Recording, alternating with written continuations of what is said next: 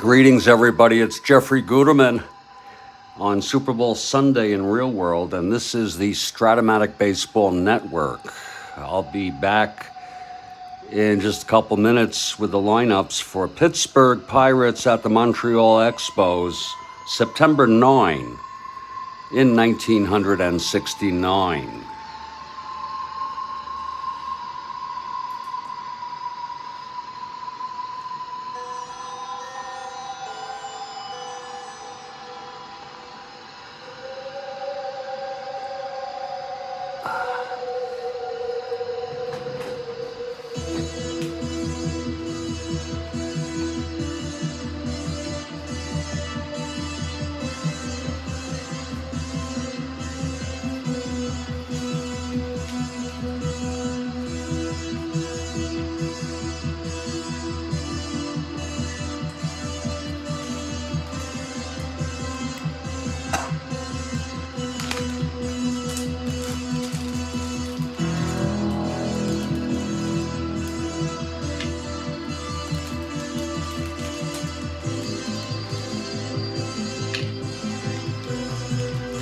And Kathy Harden has arrived.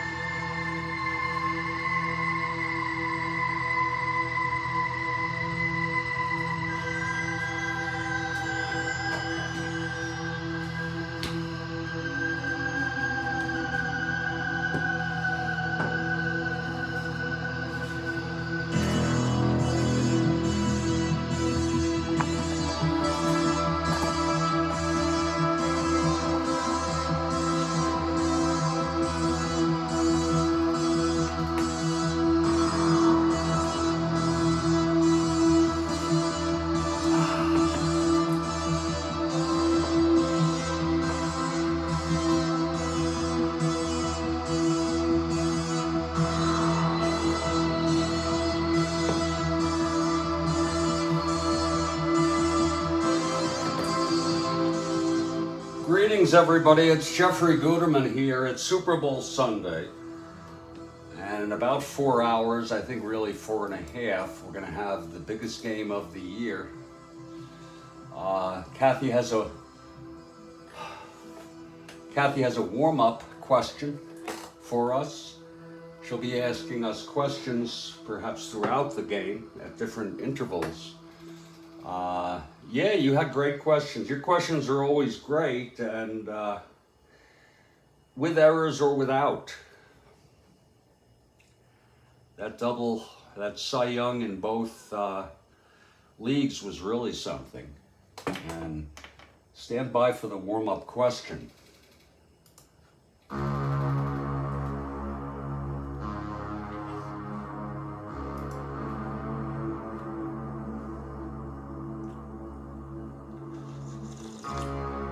Oh, that's good coffee. Woo.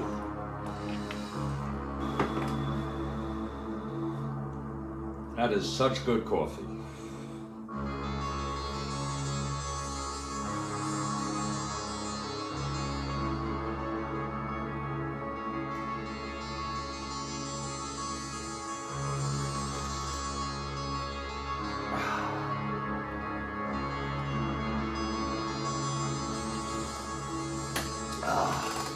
Oh, that's... Oh.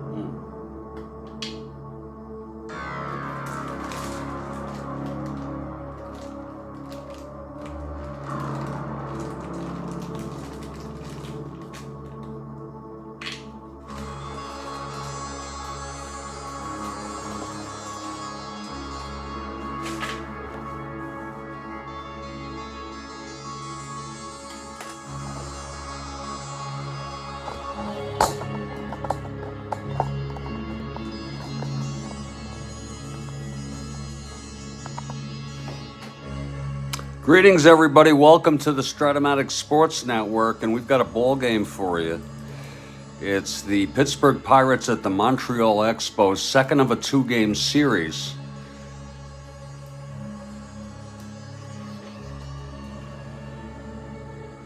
Looking at our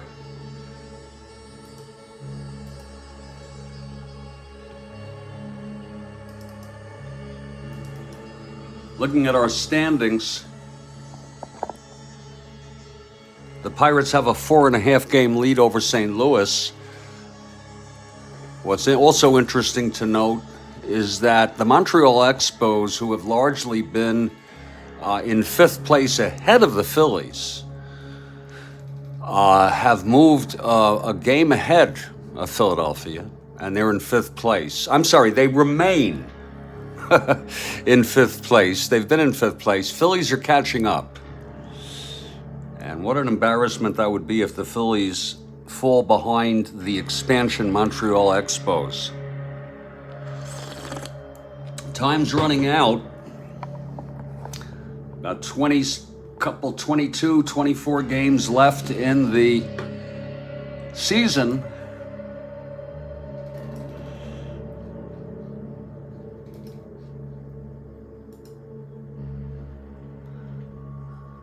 The St. Louis Cardinals play later on this date against the Phillies. And in fact, it's the last game on September 9. And then when we wrap that up, the big series, maybe the biggest series of the season, St. Louis at Pittsburgh, starting on the 10th with a doubleheader. And then the third game on the 11th. And here's the question from Kathy Harden. Elton John had his first #1 single in the U.S. in 1973. The first song of his to reach #1 with what song?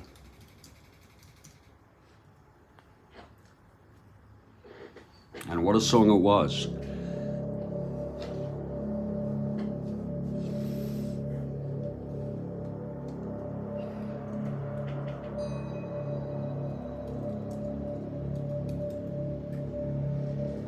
Joel Horlin goes for Benny. That's a great guess. I think he's right.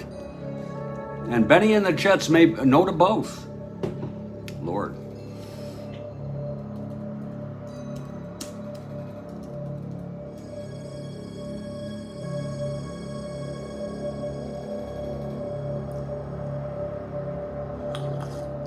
I thought your song, Joel, was in 1970 or 71, but I'm not certain.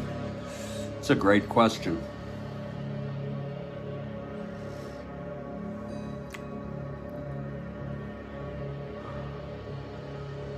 Maybe, Lord. No to Goodbye also, God.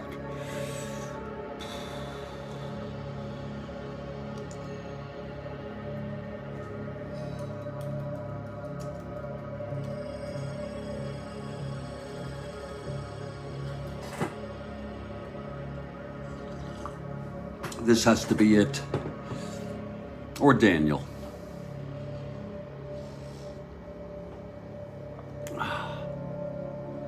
I'm sorry to flood you. Oh, I got it. Okay. All right. Surprised Rocket Man was never #1, but I guess not. Great question from Kathy Harden. And let's look at our opening lineups here. It's going to be Luke Walker, left-hander for the Pirates. Steve Renko, the right-hander for Montreal. For the Pittsburgh Pirates, leading off, it's Matty Alou in center field. Gene Alley at second.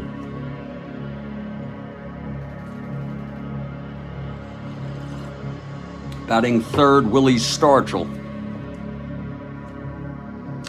Batting fourth, Roberto Clemente. Batting fifth at first base, Al Oliver. Batting sixth and catching, Manny Sanguillen. Batting seventh at third base, it's Richie Hebner. Batting eighth at shortstop, Strat-O-Matic. And the pitcher, left-hander, with 12 wins on the season, Luke Walker. The first place Pirates. For the expansion Montreal Expos, leading off at second base, Remy Hermoso. Batting second in right field, Gary Sutherland.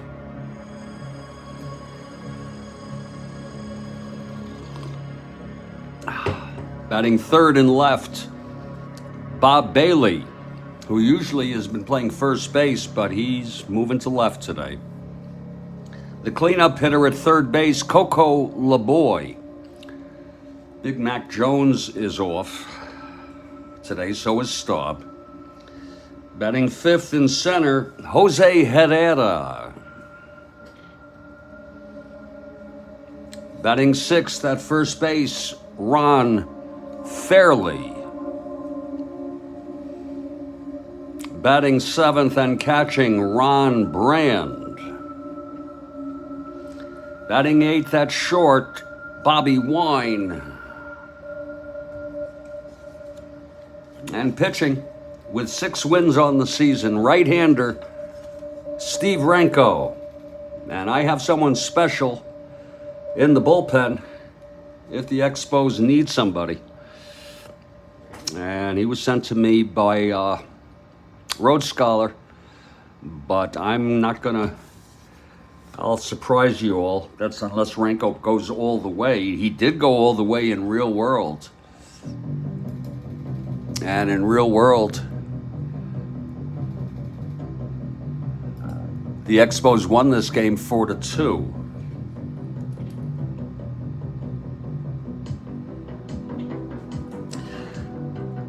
In the first game of this 2-game series, the Pirates won it 18-6. The Expos used 8 pitchers. Doc Ellis pitched 5 innings and allowed 5 runs and got the win, his 18th. Al Oliver had 6 runs batted in. It was a wild, wild hitting blowout. And in just a couple minutes, the first pitch.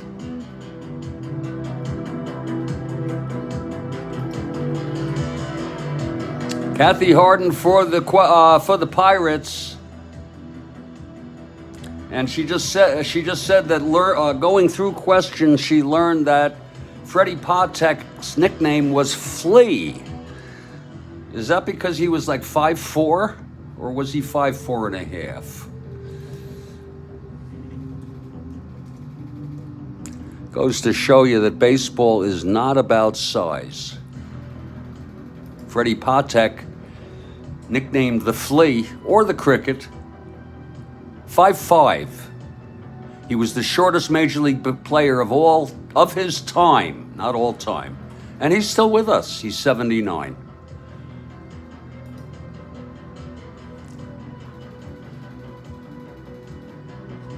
It's just awful.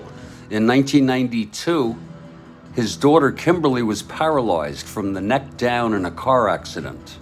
Community fundraisers and charity events and a donation from the baseball assistance team helped the family defray significant medical expenses. Kimberly died in 1995. So it's such an awful tragedy. I hate to hear about that.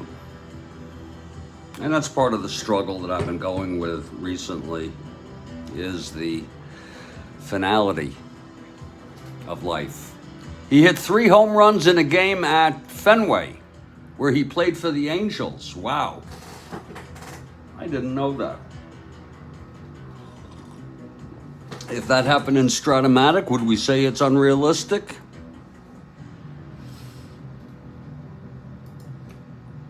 I did not know that.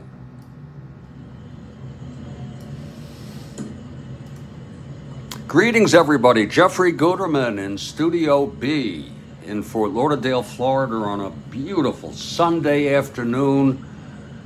for a game of Strat-O-Matic baseball. In particular, our Strat-O-Matic 1969 replay.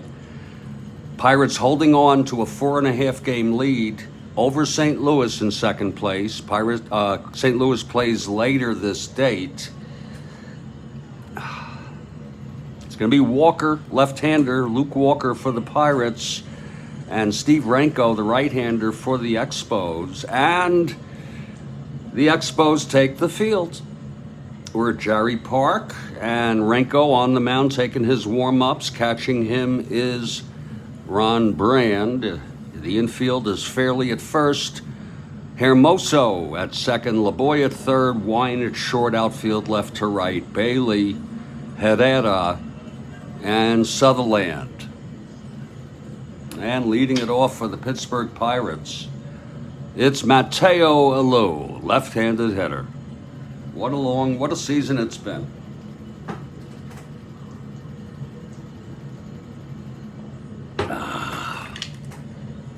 Well, with Renko ready and Alou in the batter's box, we're all set. Here's Renko, the windup, and the pitch to Alou. That's 3-2 right-handed, and he pops it up to the right side at first base in foul territory. And Fairley is under it. He makes the catch, one away, and we are underway here at Jarry Park. Cozy Jarry, 3-2 right-handed, one down. Now here's Gene Alley.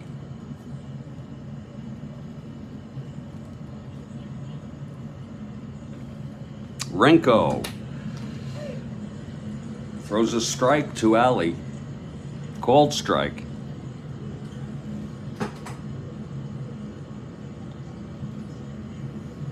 Road Scholar, you there? I got Karl, if necessary, from Montreal. Karl, you sent him to me. Again, the Expos used 8 pitchers in the game on the 8th. Here's Renko and the pitch to Alley.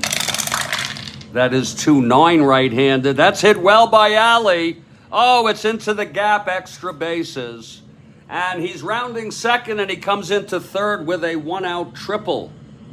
A triple by Gene Alley.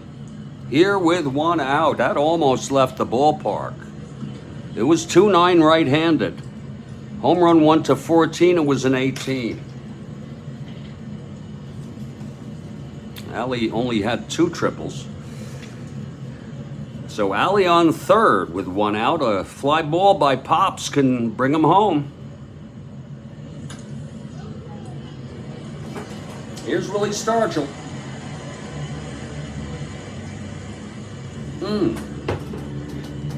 Still very good coffee in the afternoon. Here's Renko now. And the pitch to Stargell. That's going to be 4-8 left-handed, and he flies it to left. That will be deep enough. Bailey under it. And Alley tags. Stargell makes the catch. It's 1-0 Pirates early on here. A run batted in by Stargell with the sacrifice fly. 2 outs, nobody on now. Here's Roberto Clemente.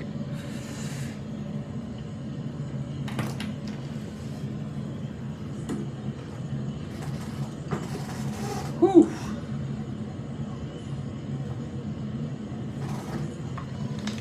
Okay, Renko now. He looks in. The pitch to Clemente. That's 5-7. Right-handed. Grounds it to third. For LeBoy. Over to Fairley, and the side is retired. It's 1 run, though, for the Pirates. On 1 hit, the triple by Alley with 1 out, and then Stargell brought him home. After a half, it's Pittsburgh 1 and Montreal coming to bat. You know, I'm having a tough time with the colors here. I'm looking, that's a black for sure. But that is a frickin', that looks brown to me. And I don't know why I keep messing those up. guess your eyesight can't discern color as well as it did when you were younger. There we go.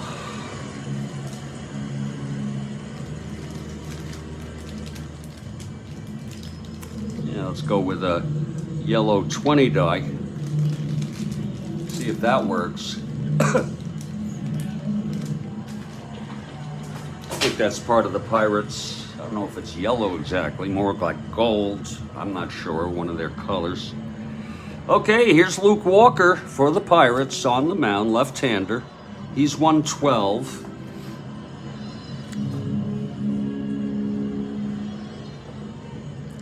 I must admit, earlier in the season, I wasn't using exact lineups. This is like in April and May. And I used Walker, I overused him a bit. So he only won 4 in real world, but that is a full disclosure. Walker taking his warm-ups, catching him Sanguian in field. Is Oliver at first, Ali at second, Hebner at third, Patek at short, outfield left to right, Stargell, Marialou, and Clemente. And leading it off for the Expos is Remy Hermoso.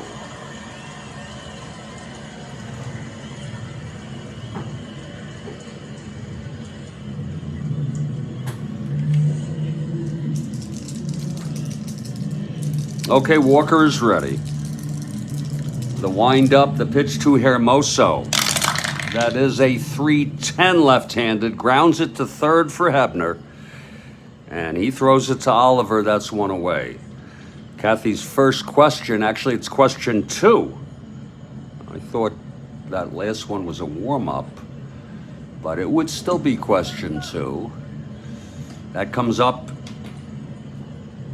after this inning. It's 1 out, and Gary Sutherland is the batter.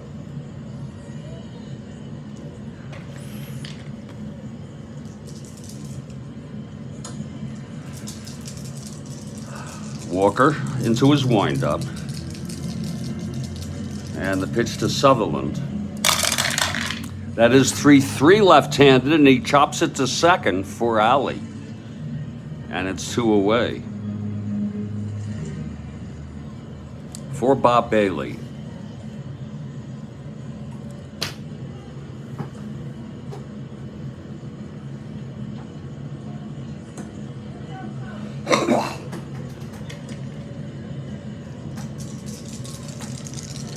Walker gets the sign. He's set, and the pitch. That is a 4-9 right-handed, grounded to short for Patek.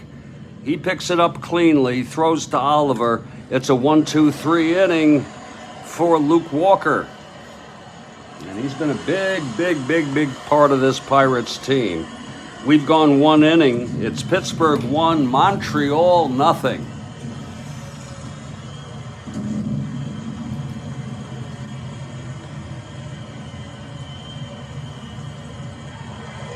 Now stand by and wait for it now.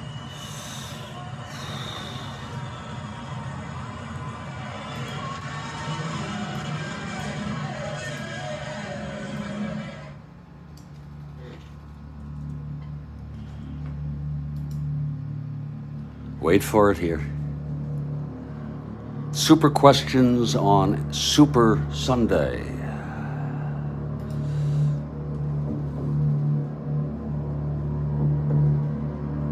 In 1916, son of Frank Lloyd Wright invented this toy after seeing his father's design of the Imperial Hotel in Tokyo, featuring interlocking beams. Wow. Let me read that again. In 1910, no Googling, folks. Oh, Horland goes with Legos. I did not know that his son invented Legos. Holy cow. Again, in 1969, Frank Lloyd Wright's son invented this toy. No! I thought it was a good question. After seeing his father's design of the Imperial Hotel in Tokyo, featuring interlocking beams. Wow. I think that was a good guess by Joel Horland.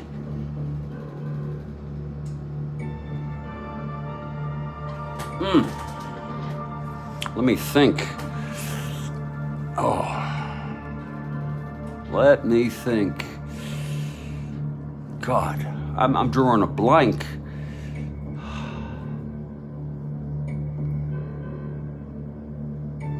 Yeah. Well, Kathy says interlocking is the clue. I figured that much.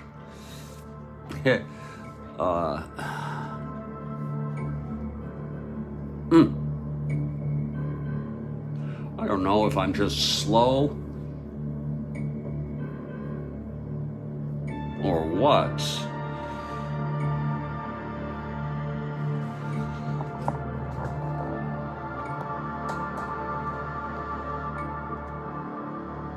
But I'm not getting a clue on this. Anybody know it?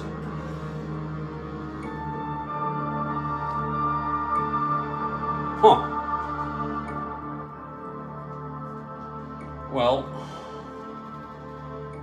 the assassinated president. Is that a clue, Kathy? Is that a clue? Oh, Joel Horland gets it. Great question from Kathy Harden. Whoa, great question. I remember Lincoln Logs, and I think I had them. I think I had at least one set of those. Great question. Folks,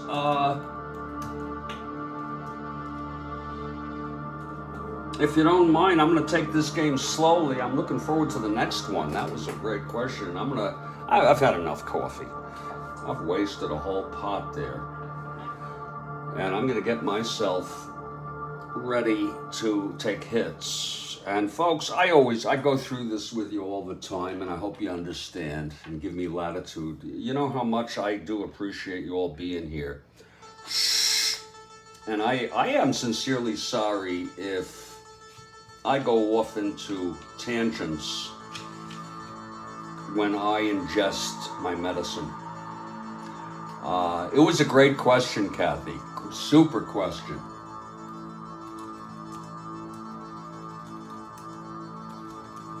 I had no idea, first of all, that Frank Lloyd Wright invented, was he an architect? In addition to being, Frank Lloyd Wright! I was thinking of one of the Wright brothers. Oh, the architect, sure. But I should have gotten that. I'm going to partake in my first hit. I have a beautiful piece right here. It's Super Bowl Sunday. I just hope you understand. And I may regret this, you know, but you only live twice, right?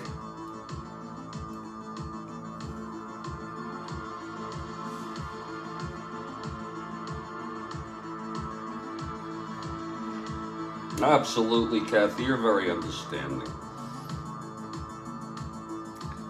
Kathy is very, very understanding.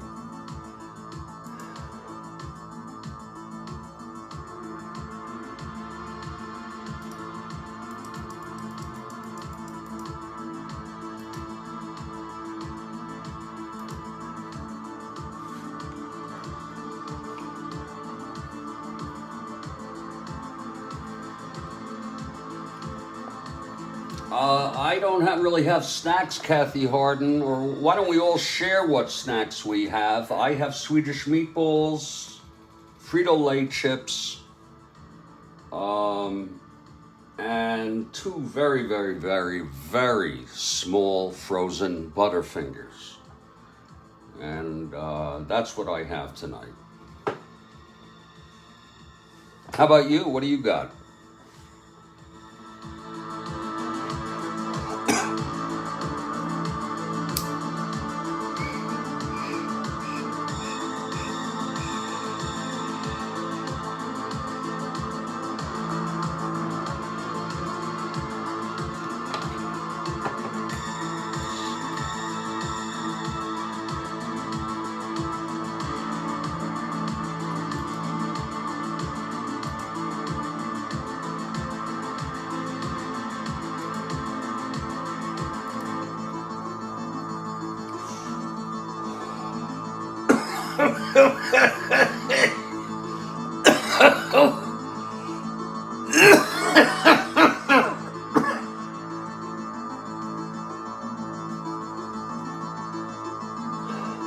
you got, Kathy?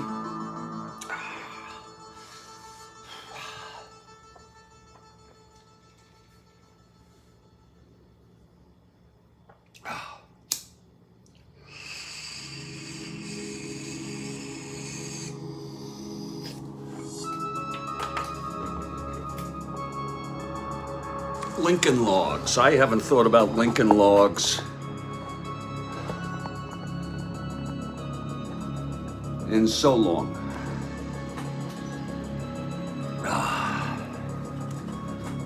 French bread pizza and potato skins. Boy, I could go for both of those. You know that? Lord.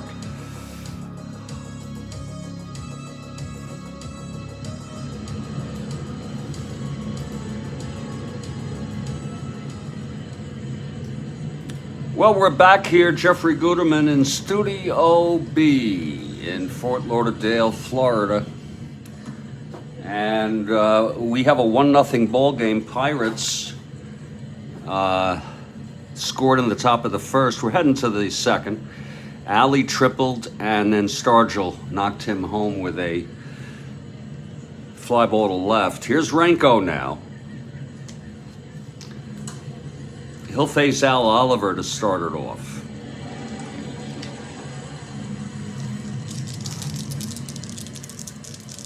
Here's Renko. And the pitch to Oliver. That's going to be 2-10. Right-handed, grounds it to first, and that's scooped up by Fairley. And he takes it on to the bag, one away. Hey, RS, you there?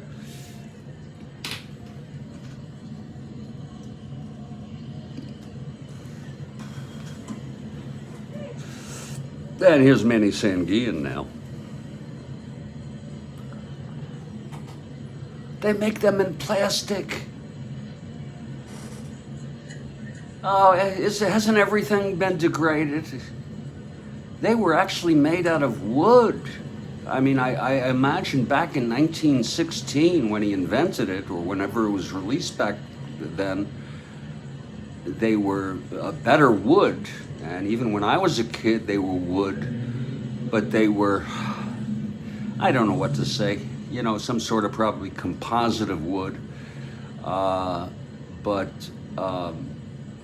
has everything, you know, the same thing with like Mr. Potato Head, Kathy Harden. Mr. Potato Head used to have the pieces and you had to use a real potato. I guess that would be a waste of a potato, but everything has become plastic. Fake. I remember them. I also remember as a kid, my dentist had a set of them in the waiting room. The wooden ones, at least the wooden ones we knew about 60 years ago. Here's Renko facing Sanguillen. I was never a big fan of Lincoln Logs myself. The pitch from Renko. And that's 2-8 right-handed, and that's hit well for extra bases by Sanguillen. He's going to round second, and he's going to go into third with a triple. Second triple off Renko today. Whoa. Boy, was Sanguillen fast. He had 6 3-baggers in the season in real world. Same situation. 1 out, runner on third. Here's Hebner now, the gravedigger.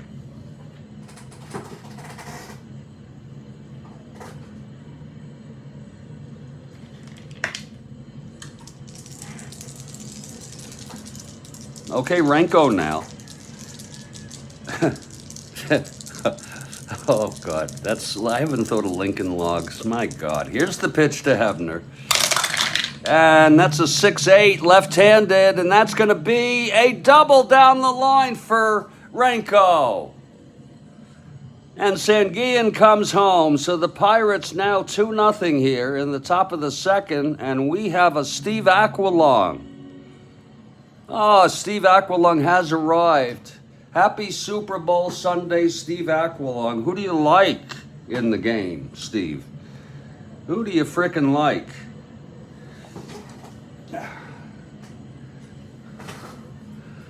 A triple, then a double with one out here. It's 2-0 now. And Jim is here. Oh, he says his lovely wife preparing an epic nacho platter to go with the game tonight. Oh, I am so envious. I wish I had a lovely wife. God.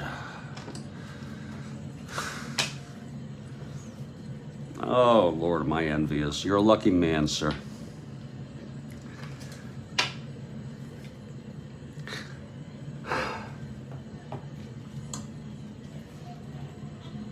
Okay, Hebner on second, bringing Sanguillen home. Here's Freddie Patek. I hope this isn't a washout. The first game was 18-6, Pirates. Montreal used 8 pitchers. Al Oliver had 6 runs, batted in. You're keeping her? Okay. I didn't ask for her, JC. I didn't ask you to trade or just give, you know. But I envy that, a loving relationship. No woman would ever really live with me. They don't want me doing what I do, which is what I want to do. Here's Renko now, and the pitch. So you pay for it, you know. The pitch to Patek. 1-7 for the rest of your life. It's a grounder to short. That's going to hold Hebner.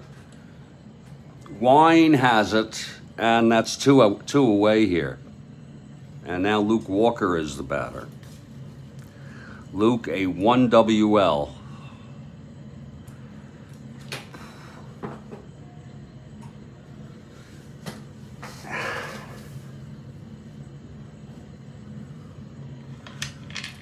Renko trying to get out of this, 2-0 now. And the pitch to Walker. That's 4-7. Left-handed, walked him. He walked Walker. Sorry. First and second 2 down. And that'll be top of the order, Matty Alou.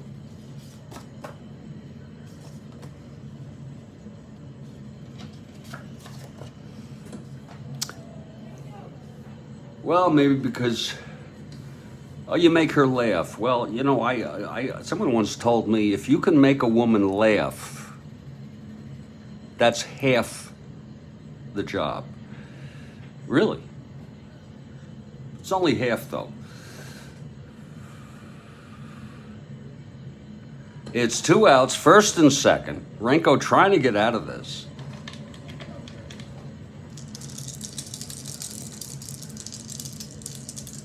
And the pitch to Alou. That is 5-4 left-handed. Grounds it to third X, our first X of the day.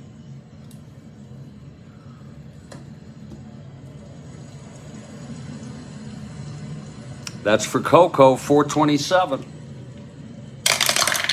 427, that'll be a 417. Oh, Lord.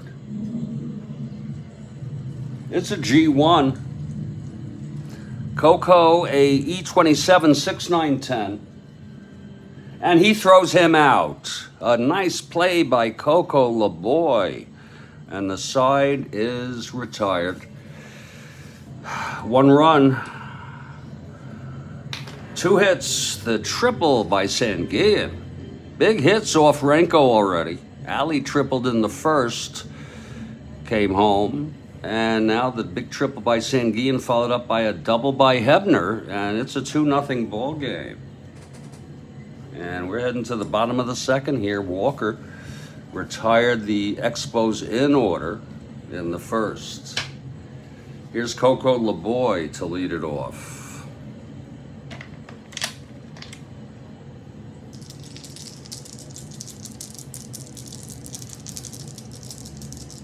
Here's Walker now, the windup. Here's the pitch to Coco. That's 2-5, and he pops it up to second. And Ali is under it. That's 1 down. And here's Jose Herrera.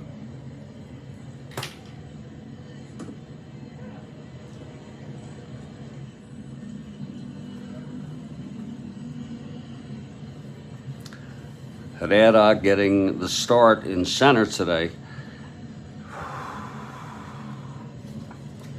Had only 126 RBIs.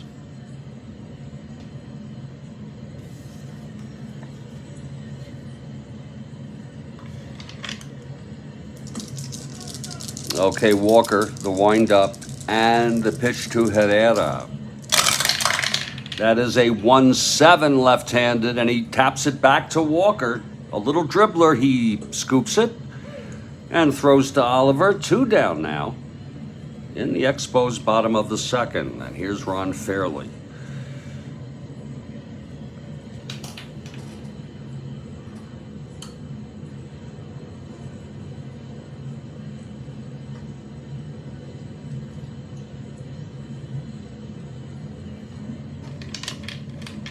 All right, Walker now gets the sign from Sanguian again.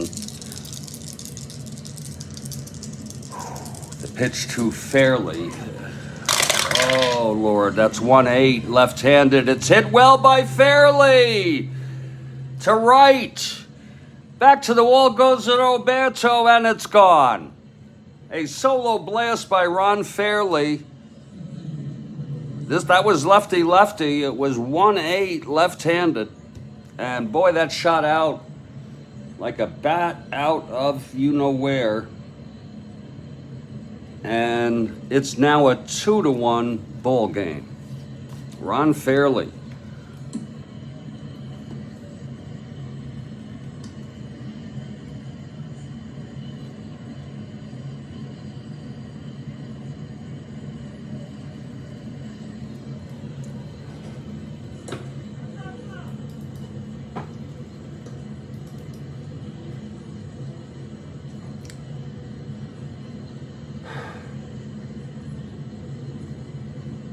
That is the 11th home run for Ron Fairley this season.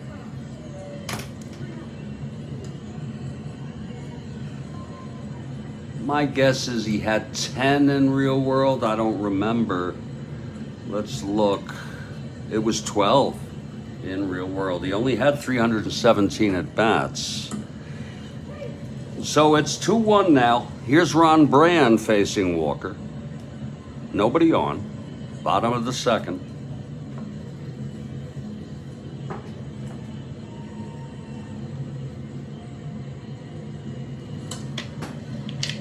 Here's the pitch from Walker now.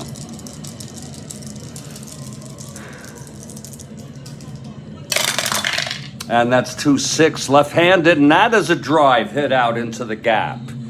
Extra bases, a double for Brand. This is all with 2 outs now. A 2-out home run by Fairley, and now Brand doubles. He's the tying run, and Bobby Wine in a situation here.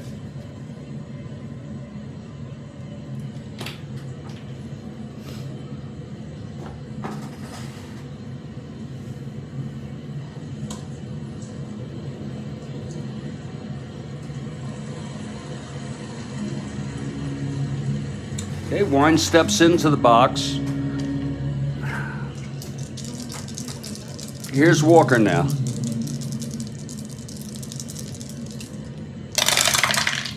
That's 3-2. Oh, he pops it up. Third base, foul territory.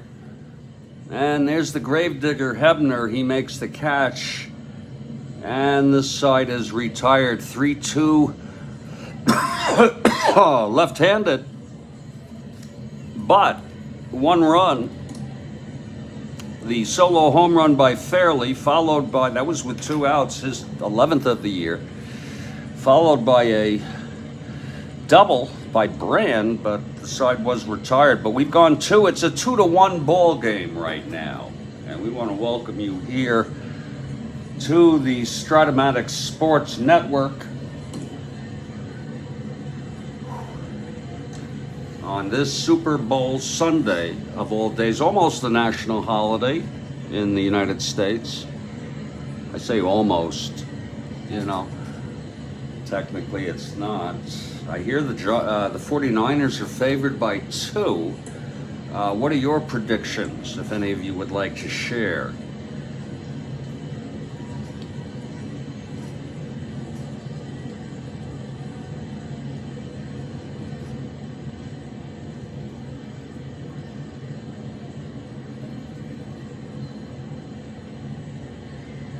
And now we'll head to the top of the third. Here's Renko on the mound. He allowed a run in the first, a run in the second, allowed 1 out, triples in each inning, and they both scored. Bill calls it for KC 20-16. You know what I'd love to see? I'd love to see like a walk-off, if there is such a thing. You know what I mean? Like a team down by 5 on the 12-yard line with 1 second left in the game, a walk-off touchdown, if there is such a thing. Okay, Renko will face Ali here. Ali tripled in the first.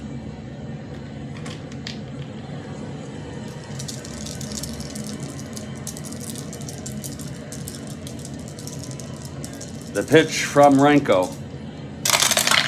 That's 1-8, right-handed, fly ball left for Bailey, 1 down. This Gene Alley's been hitting lately. Now Stargell. Sacrifice fly, bringing Alley home after the triple with 1 out in the first.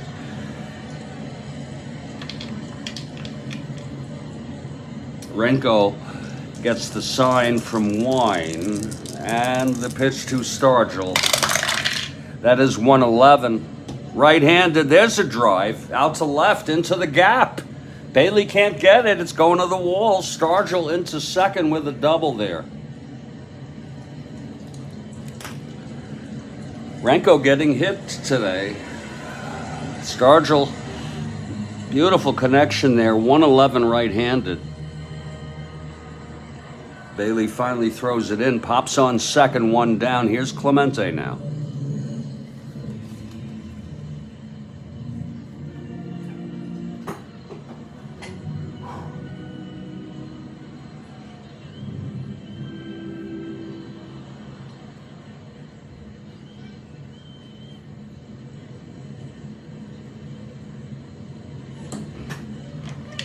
All right, Renko from the stretch. And the pitch to Clemente. That's 5-11. Right-handed, fly ball right field. Sutherland under it. He makes the catch, and Stargell holds. 2 down here. Wait, that's a ballpark. Oh, Lord, that's a full ballpark. Clemente and Power. Oh, my. But it's a 17 in Small Jerry. Oh, Lord. And it's gone. They must have a short right field porch. It's gone. Clemente with a 2-run home run. Let's look at that again, please.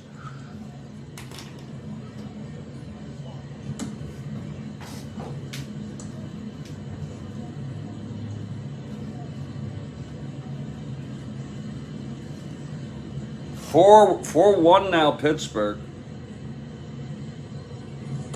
I know they're an expansion team, Montreal, but with Pittsburgh just winning all the time like this, it's getting harder and harder for St. Louis. We'll let that dry. That's going to be a 5-11 right-handed. Wait a minute. Oh, shit. Wait a minute. We got to have a replay here. We don't know what the hell this is. Shit. I might have moved the dice. 5-11 right-handed is a fly ball right. No ballpark effect. Holy cow. What a difference. We're going to do a replay here. Aquilon says he's for the Niners, but I don't see how they can beat the KC defense. No? I don't. That's interesting. We're going to have to look at this again, folks. I am so sorry, but we have these from time to time. We're going to go into instant replay mode. Instant replay mode here. Let's go back. The solo home run by Fairley, followed by, that was with 2 outs, his 11th of the year. Oh. Exactly. What we want to see is, was Clemente based on a 5'11 there? 5'11 right-handed, and was it read wrong? Let's get it going again. It's not. I hear the 49ers are favored by 2. For Bailey, 1 down. And from Wine, and here's Clemente now. See, this is real world. Instant replay here.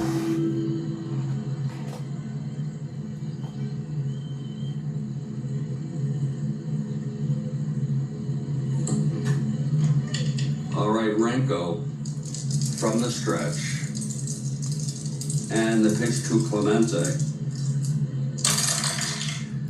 It is 5'11", and I don't know how I read. I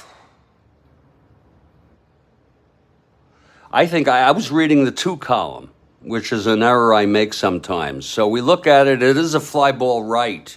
No need to.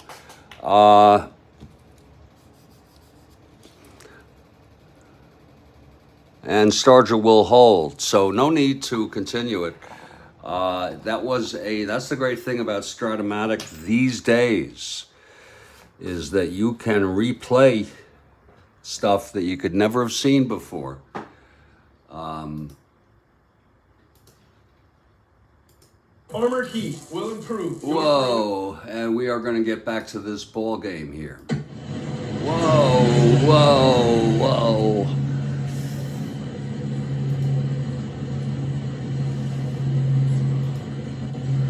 Well, if I tell you the reason why I want San Francisco, I think you might laugh. If you promise not to laugh, I won't tell you. But it's a 2-part reasons. Okay? 2 reasons. I'm not a big NFL fan, but I love the postseason, especially the Super Bowl. And I really look forward to it. Okay, Al Oliver is coming up. We thought was a 2-run home run to Clemente to open this game wide open. No, it was a fly ball to right, taken down by Sutherland. 2 outs, Stargell on second, and now Al Oliver, the batter, left-handed hitter. If you promise not to laugh. Can I get a commitment from anybody not to laugh? Here's Renko now. And the pitch to Oliver. That is a 3-2 right-handed, and that's a base hit, for Christ's sakes. Stargell rounds third and comes home. It's a 3-1 ball game. I guess it's better than 4-1. Jesus Christ, these Pirates. No laughing there, Joel Horlin. Okay, thank you. I have 2 reasons. Once I was telling a woman, by the way, I could tell you about it. You don't know the context. I said to her, I can tell you about it, but you have to promise not to laugh. She said, I promise. So I told her about it, and she laughed. And I said, you promised not to laugh. And she said, but it was funny. That really happened. Really.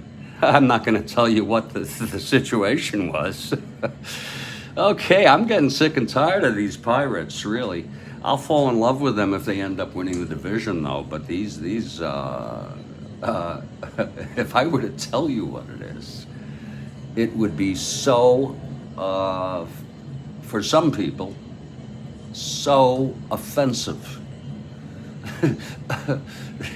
Not in terms of hurting someone or anything like that, or making fun of anybody, really. And I'm just not going to share it. Yeah, I have to learn to when to not share stuff. Someday maybe I'll do a series called True Confessions or something, just for shock value. I've been thinking of doing some sort of YouTube of something called Reflections, something that could be turned into a memoir, but I don't have the patience. Hey, Neil Hodgkinson has arrived, and he says he's watching the Super Bowl from South Africa. Holy cow. Awesome, Neil. Where are you from originally? Manny Sanguillen steps in here. We're top of the third. It's 3-1 now, Pirates. Really, they just will not stop winning. 81-36.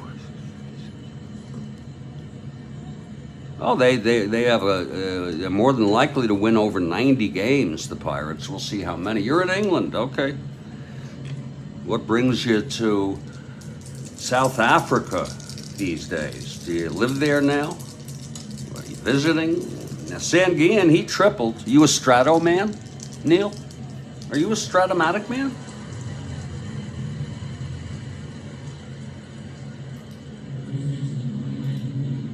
Because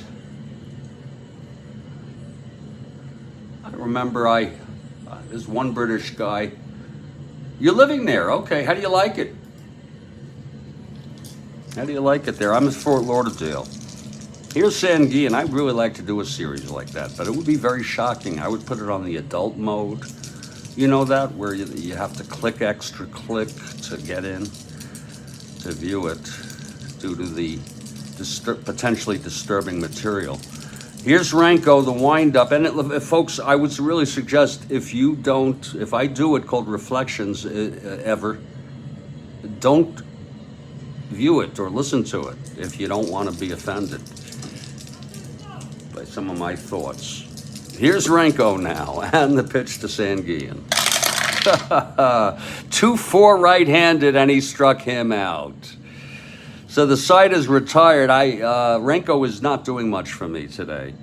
He allows another run. At least he didn't allow a triple this time. It was a double to Stargell with 1 out, and then the 2-out single by Oliver to bring him home. We're in the middle of the third, and it is a 3-1 ball game.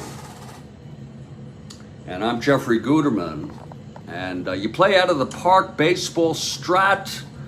Holy cow.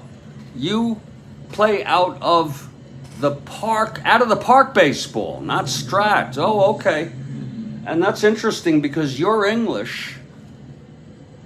I imagine you're British, but you still know baseball. You still like baseball. That would be like me playing a tabletop or fantasy rugby game.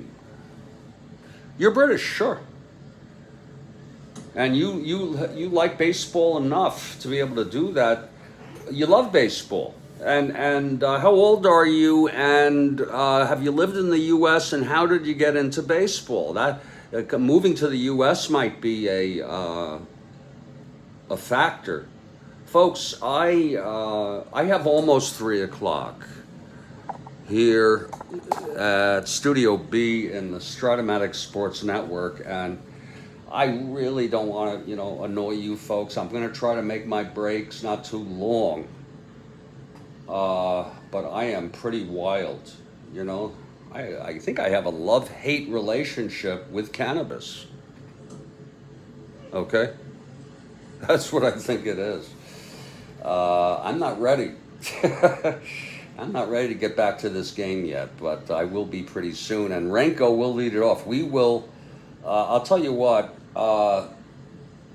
Lord, we may let him hit. I don't know. He has really been trouble so far. He only pitched 103 innings, had 15 starts.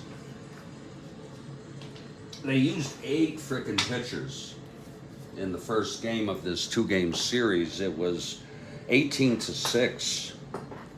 So it was pretty crazy. The only person I think I can think of that I have would be Howie Reed, but I have someone really, really special. I have others. I have no. Some of these people pitch like 1 inning, so that would be quite doable. I'm looking who didn't pitch. Simbera didn't pitch. And they got a lot of pitchers. Yeah, well, I could bring anyone. I might hit for him. Really, I might freaking hit for him and have some Bears start. I got someone else to bring out.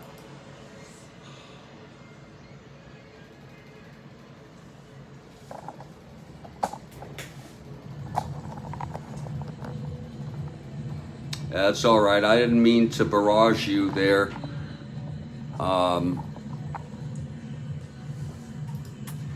Mr. Hodgkinson. I'm just curious, interested in how a British man, an Englishman, would that be correct to call you an Englishman, got into baseball?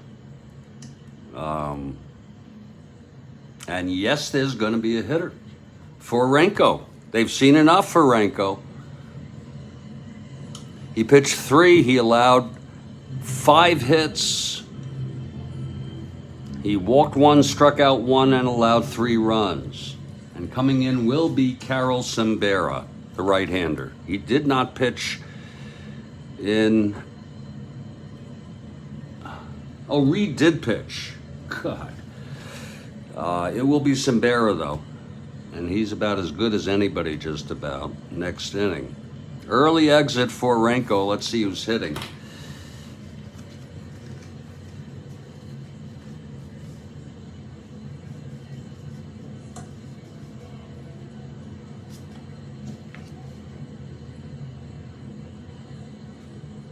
It's going to be Jim Ferry. Jim Ferry. You watched Field of Dreams, and you got into baseball then. Wow. What a great movie that was. Jim Ferry, left-handed hitter, coming in to face... Wait a minute. No, not against Renko. I'm so sorry. No, it's not going to be Ferry. Excuse me, people.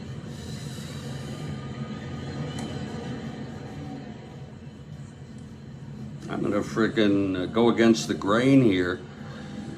And I'm going to bring in Big Mac Jones. I don't care why he's out or if he was hurt.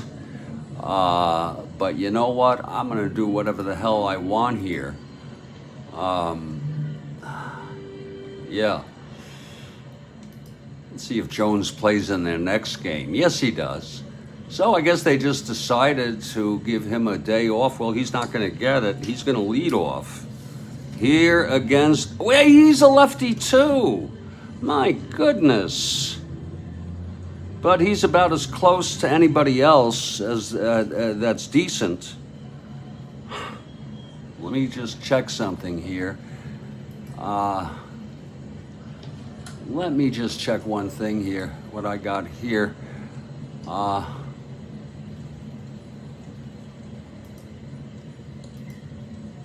I'm just looking to see if, oh, I'll bring this dude in. Yeah, I'll bring this dude in. Oh, no, he's a pitcher. Christ. Oh, I'm just playing around here, folks. No, none of that's going to work. Well, it is a little unusual, but it will be Mac Jones, Big Mac Jones. Left-handed hitter. I imagine that's happened in real world where they brought in a left-hander against the left-hander to pinch hit. Okay, here's Walker now. To lead it off, Mac Jones. And the pitch. That's 3-4, and he hit him. Oh, he hit Big Mac. And Jones is on.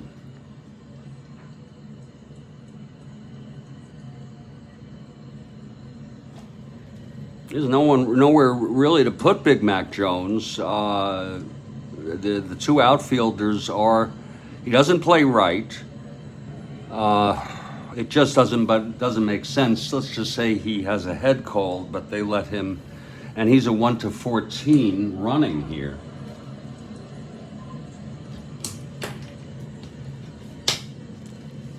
And here's Remy Hermoso. My goodness, look at this card against left-handers, and they let this guy play. They didn't know. You know what I'm saying? This is like throwing away an out. Hermoso, the second baseman. God almighty.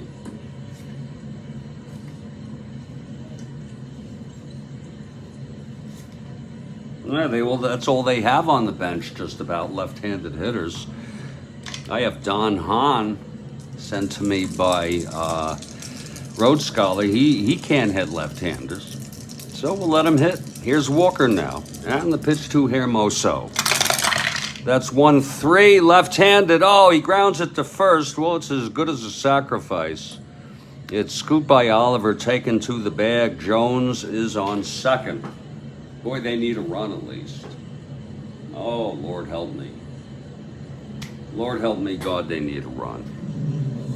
Now Gary Sutherland. It's 1 out. Big Mac Jones in scoring position. He is again a 1-14 running. Here's Walker now. And the pitch to Sutherland. Oh, that's 1-7 left-handed, and there's a base hit. Oh, Big Mac goes to third and holds. It was one asteroid, though. We don't play clutch. Luke Walker now facing first and third with 1 out, and Big Bob Bailey. Sutherland on first, Big Mac on third, 1 down, and Big Bob Bailey is the batter here. So Neil plays out of the park baseball. I guess I hear about all sorts of people playing that game. Okay, Walker trying to get out of this. Infield back. The pitch to Bailey. Whoa, 2-4. Left-handed, grounds it to first. Jones will come home. Sutherland goes to second again. Oliver had to take it to the bag, and Jones scores. How do you like that? 2-4, left-handed. What do you think about Strat-O-Matic? Wait a minute. 2-4 left-handed? Yeah, it's ground out first. What do you think about Strat-O-Matic, Neil? So it's 2 outs, Sutherland in scoring position. And it's a 3-2 game. Boy, they'd love to whiz. Big at bat here for Coco now.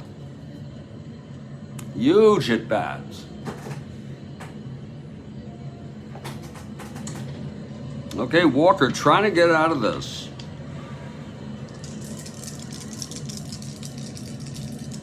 The pitch to LeBoy. That's 6-3 right-handed. There's a ballpark. A single ballpark. No doubt about it, 6-3. That's a 12 against a right-hander in Montreal. Against a right-hander. And that's a liner to short, caught by Patek. And the side is retired. Oh, that's a tough break there for Coco.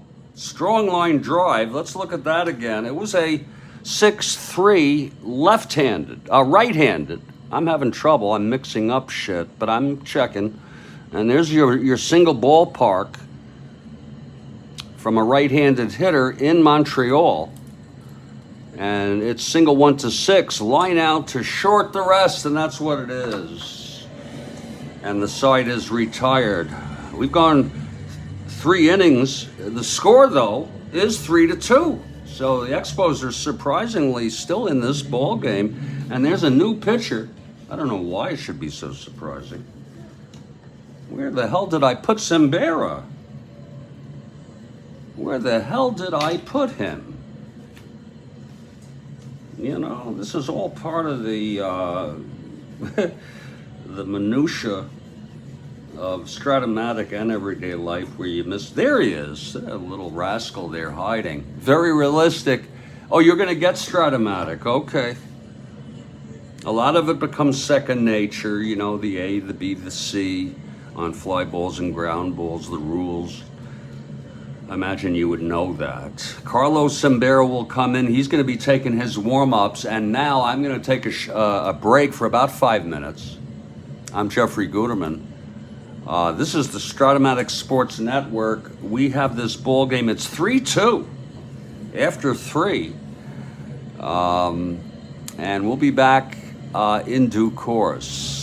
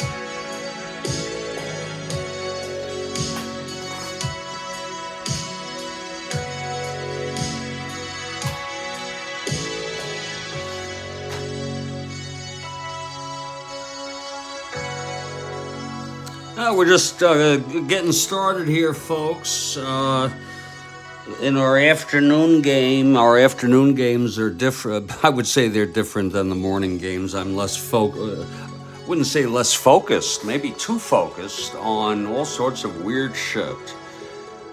And I attribute that in part to cannabis, a lot to cannabis.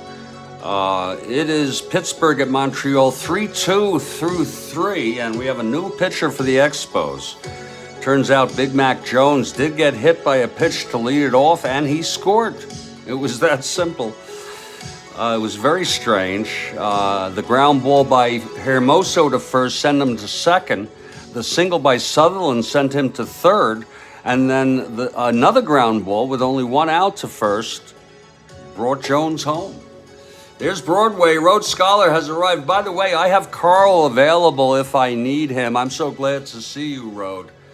Let's keep it a secret, though.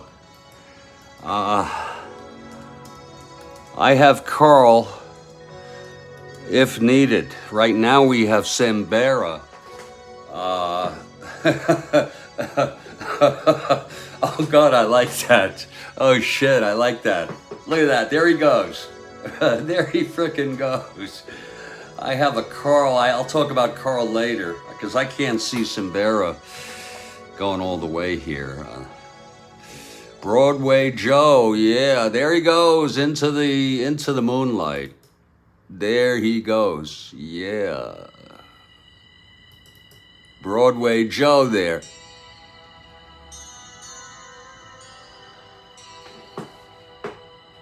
I remember that Super Bowl. I think it was the Super Bowl. He had this fur outfit.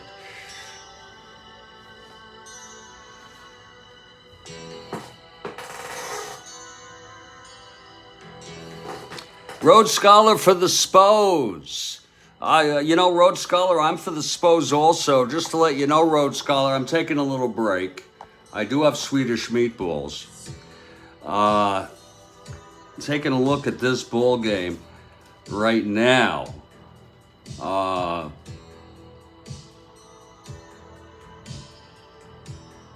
It's a very unusual ball game. To have been through it. And I'm just taking a little break here. I'm going to get back to it very soon. I'm on the cannabis now road. I'm off. I made a whole pot, 10 cup. I had part of 1 cup, most of it, and I said, why am I doing this? Thank you, sir.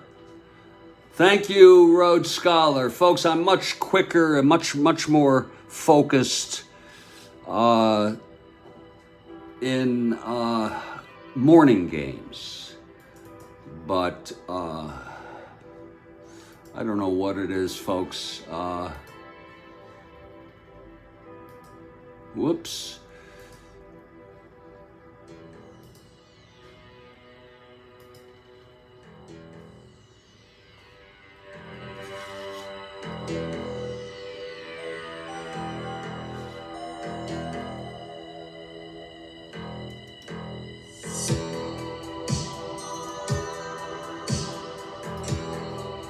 Thank you, sir.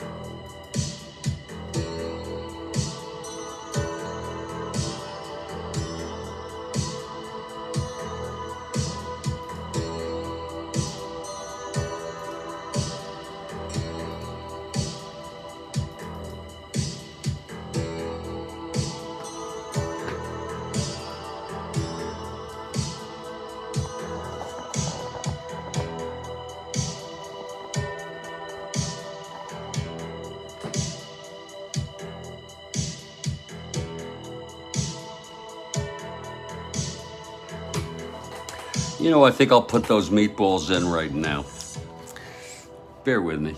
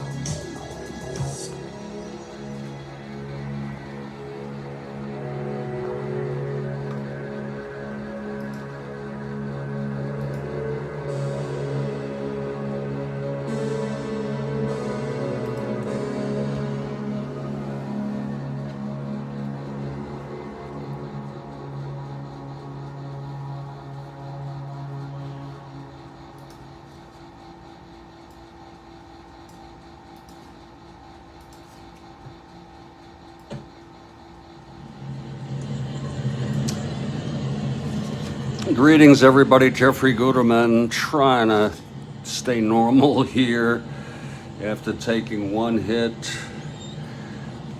I think I might do that.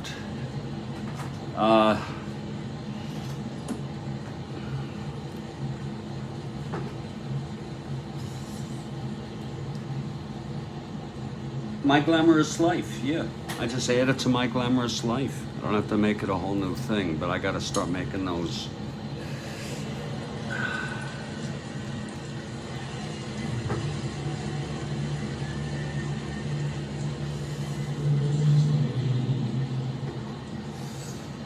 You'll join me. You're going to join me doing what, sir? Because I already took a hit. I don't know. If you do one, maybe I'll do one very soon. Here's Karl Sembera, a new hope here for Montreal. Gene Mauch hitting for Renko after he allowed 3 runs in the first 3 innings. Montreal has kept it close. It's 3-2. Fairly hit a homer in the second, his 11th of the year. Big Mac Jones was hit by a Walker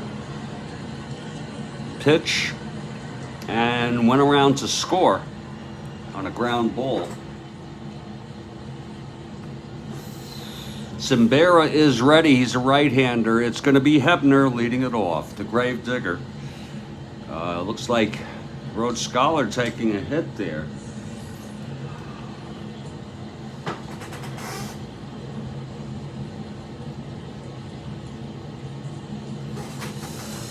Hebner, left-handed hitter. Sembera is ready now.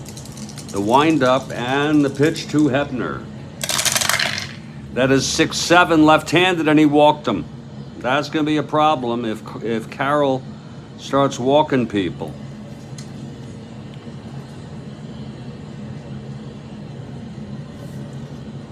Looks like he walked a fair amount of people. Hebner is on first here to lead it off. Here's Freddie Patek now. Walker on deck.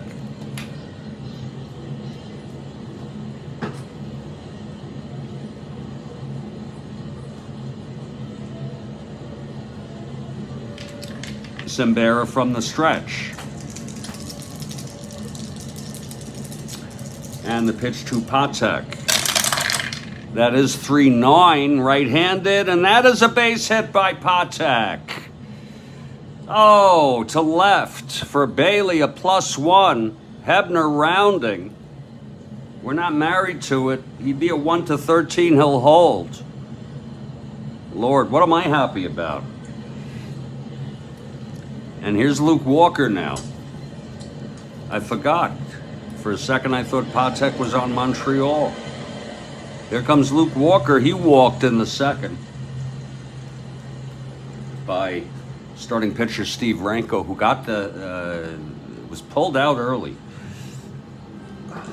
Now Sembera in trouble. First and second, nobody out. Pirates lead it 3-2 here. We're in the top of the 4th.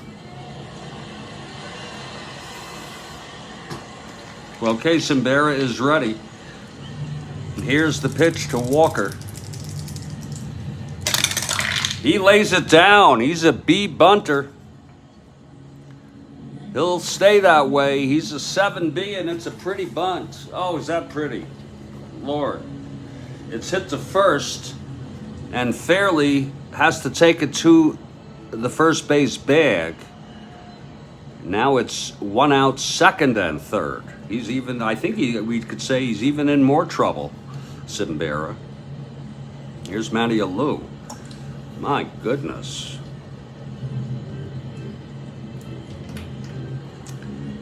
Patek on second. Hebner on third, 1 out. A tight situation here for Sembera in his first inning of relief.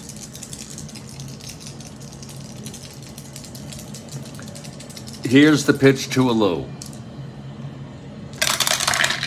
That's 4-6, left-handed, grounds it to first, and he'll hold the runners. Unless we said otherwise, the infield stays back. Big out. Nicely played by Fairley. And if you go look at that, a B, If no runners are forced, runners hold. Huge, huge out, and a very, very nice play by Fairley at first. Here's Gene Alley now. And Alley has been hitting so well. He had the triple, came home in the first. He did fly out in the third, hit it well though. Simbera trying to get out of this, no way to walk him. I mean, you know, if Stargell is on deck, and then Clemente. How do you like that? Are they both Hall of Famers? Stargell's got to be in the Hall of Fame. What did Stargell have? About 400 something home runs? That's my guess. I'm not asking anyone to look it up. I'm just saying.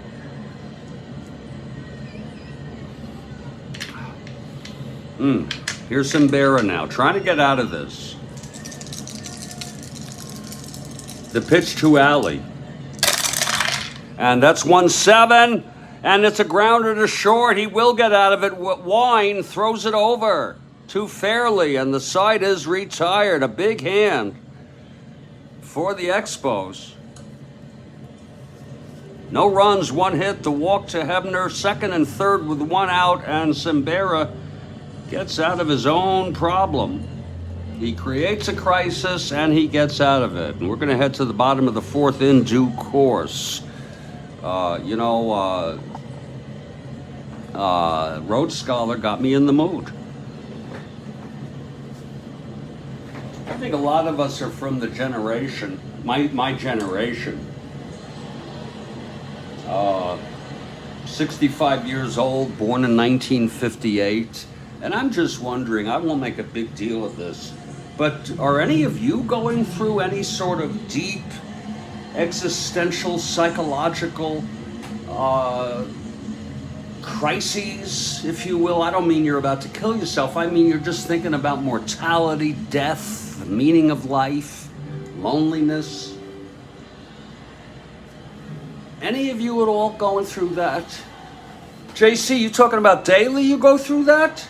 Is that what you're referring to? Because that would be good for me to know that other people are going through this. And I watch things like, okay, yeah, you too, Rhodes Scholar. God, that's almost a relief. I gotta tell you. That is almost like, really? Mine is daily, JC. And it scares the shit out of me. It's all related to my mother, who is in hospice, my father who died, my son and his wife. He's living his own life. And I need to accept that, to excuse that. Understand that. He has his own freaking life. But it's haunting me. And I'm full of regrets. Here's more, JC, for more aware of my mortality since my heart attack and bypass last year. Very focused on loving my family and doing things I enjoy, taking better care of myself. Well, that's pretty, that's excellent, JC. And I remember your introduction on YouTube, which is a very, very sincere, I mean this, sincere and candid when you talked about your heart attack. You're 51 years old, 52 years old. I may have had a minor heart attack already, and you know, that's possible. Shit. Wow. You just turned 51. Yeah. You had bypass? I don't think I'd want to go through all that.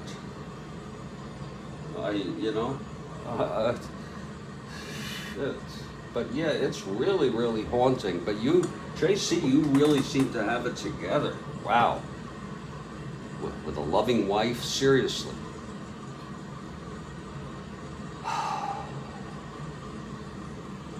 I envy that.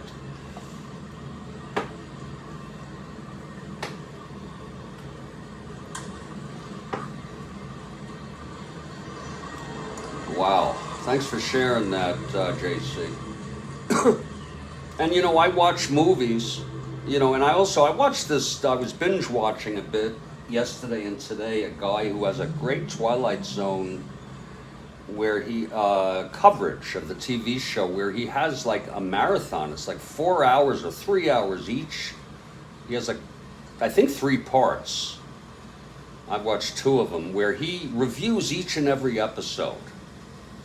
And it's almost as good, if not better, because I've already seen them all many times.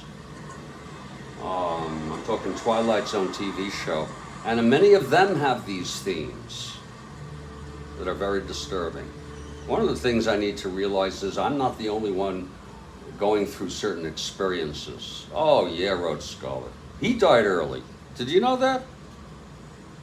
He had heart troubles. He was a chain smoker. He, very intense, had heart attacks. I think he had bypass. I'm not sure. And eventually, I forgot how he died exactly. I think it was either on the operating table or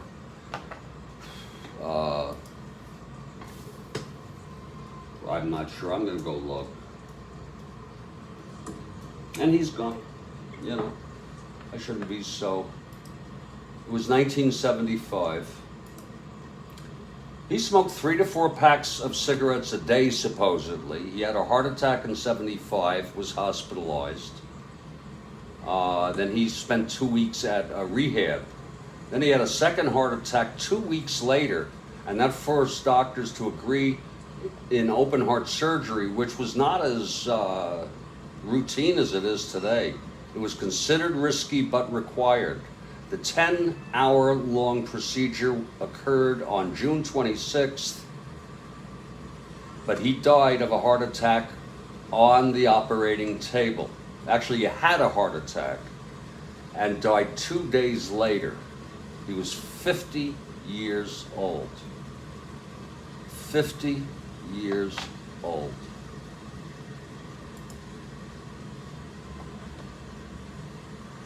Yeah.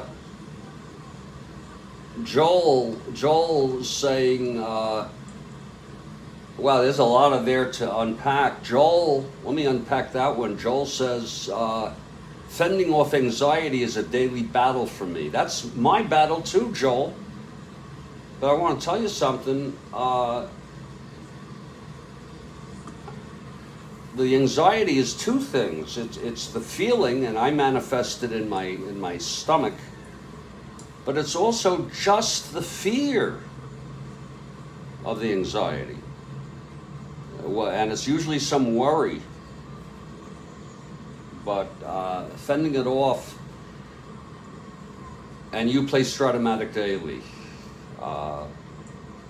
JC says, I think we all die early. If I make it to 100, I will still want one more day. Wow, that's poetic, JC. Wow. I think that's really poetic.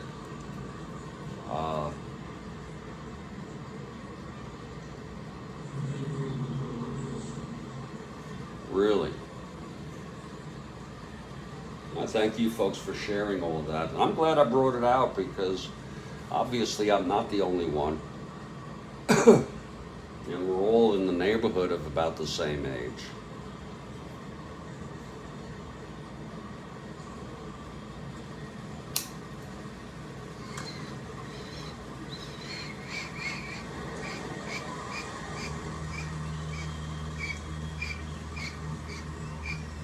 Then,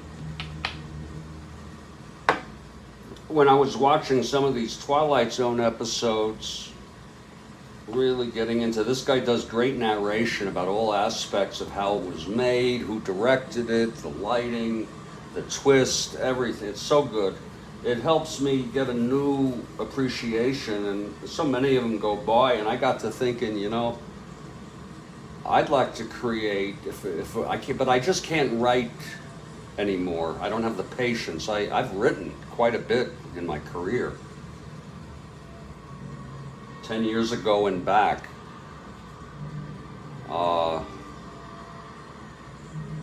JC says the world is on fire and we're all huddled together for warmth. You bet. That's interesting. Joel says, I feel the anxiety at the base of my throat, like I'm suffering something I need to say. Oh my God, that is, Lord, that is, stuffing down something you need to say. I'm sorry. God, that is, that sounds awful. I don't know which I'd rather have, yours or mine, but it's interesting how we manifest the anxiety in different locations. Mine is in the gut. It's not in the head. It doesn't, my head doesn't hurt. I do have the ruminations, the thoughts of worry going on in my head, I guess. But you know, mind, body are connected, and it manifests in my gut, nowhere else. And these are more than butterflies. These are like frickin' grass, I don't know what they are, but that's really something.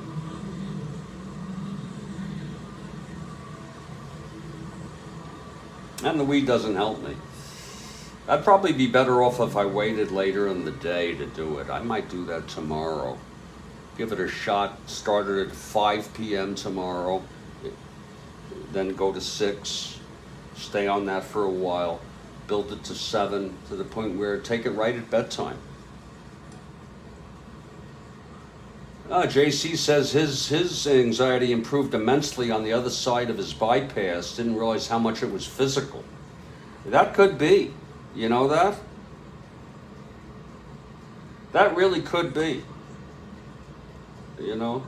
I think if you look it up, if it be high blood pressure or some other physical condition can cause what they refer to as endogenous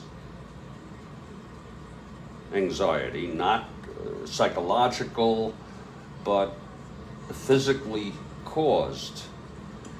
I'll tell you, JC says, if I don't stay busy doing something, I slip back into ruminations and worry. Isn't that so frickin' true? Isn't that true? You know, the problem with me is I'll take a hit of weed and I don't know, I get caught up in it. You know, if I could, you know, I haven't taken a Klonopin. I'm prescribed Klonopin as needed, and I took it daily for about 10 days to 2 weeks, just about. I might have skipped a day or two. And for the past 2 days, I have consciously decided not to use it, and I felt like I didn't need it. And almost today I'm feeling like I might want to treat myself to it, almost. But yeah, that's pretty intense stuff. Does anybody have the regrets, the awful regrets that you look back on your life and you feel like you've made mistakes all along the way, every juncture, every divergence, mistakes all along the way? Fortunately, I don't feel so much that about my son, raising him, but I do feel that I would have been better had I been better as emotionally and such. JC says, I like weed, but I notice that it can sap my will to do anything.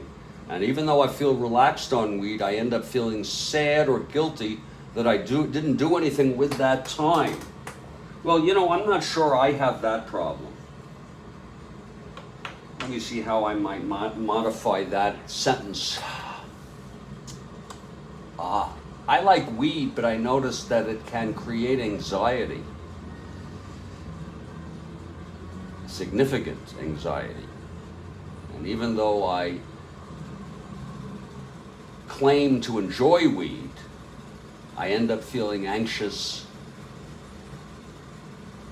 after smoking it. So That's how I would do it. Any of you can fill in the blanks. We're going to get to the bottom of the fourth in a minute. Yeah, Rhodes Scholar says in baseball you're a success at the plate if you get a hit 3 out of 10 times. I'm probably batting about 300 on life decisions. That's very interesting. Too bad life is not a game of baseball. Joel Horland says his worst regrets are opportunities bypassed. It's hard to stomach.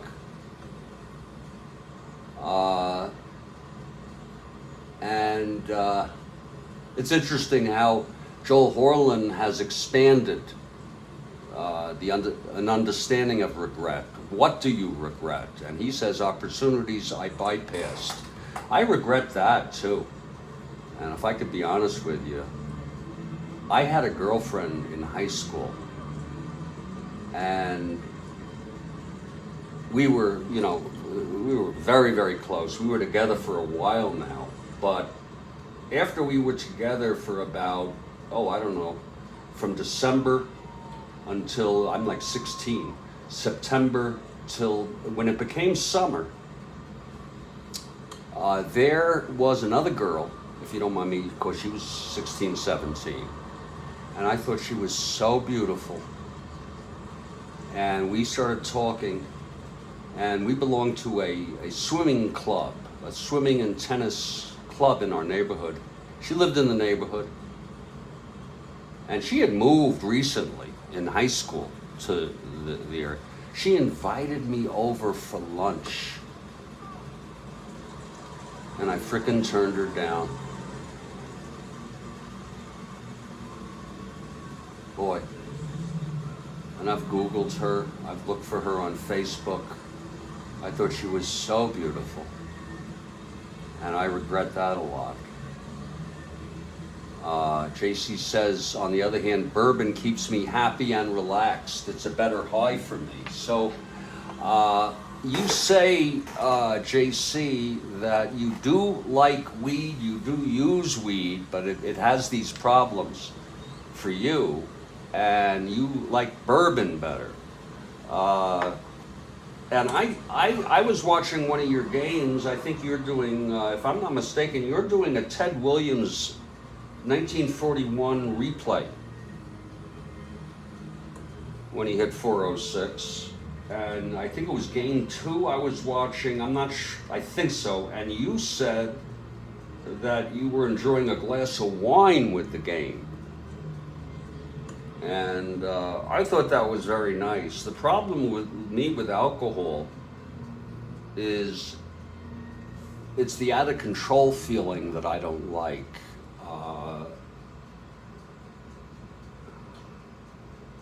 And I don't know how it would with my.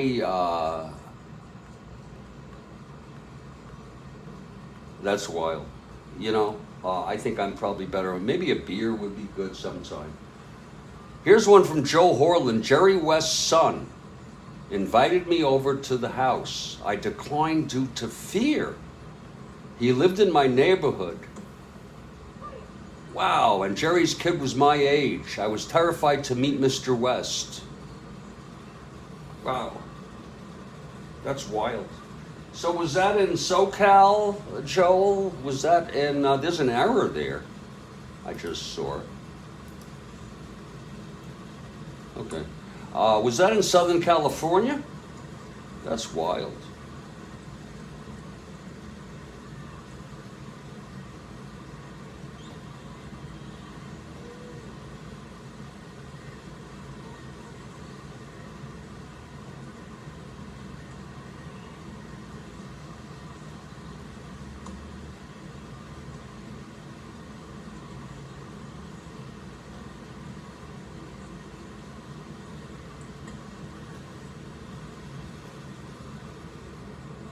West LA. Jerry was an icon at the time, circa 1970. You were about 10, he said. Yeah, I remember that. I remember how great he was. It was him and Goodrich, wasn't it, in the backcourt? The two guards were West and Goodrich. They had Baylor as a forward. Of course, Chamberlain was the center, and who was the other forward? Happy Hairston, I think. I think there were others.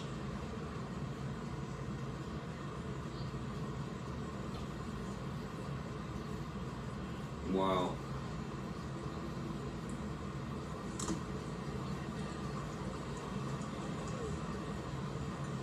Well, I'll tell you folks, let me share this with you all. When you want to talk about having regrets over not meeting famous people, first, the context is that I've never, except for one instance, I've never had a problem introducing myself to famous people, talking to famous people, coming across famous people and saying things, sometimes to a fault. But in the 1990s, I went to Joe Robbie Stadium for a Marlins game, regular season. I don't know why he was there, but Joe DiMaggio was sitting in the box seat areas, but the back, where where you walk out of the inside where the concessions are, you walk down the sort of a tunnel, a hall, concrete hall, into the infield, the upper box seats. And he was in the first row. He was dressed in a suit, a dark suit with a tie, sitting all alone. And I walked by him, and I looked at him, and I just didn't have the balls to say anything to him.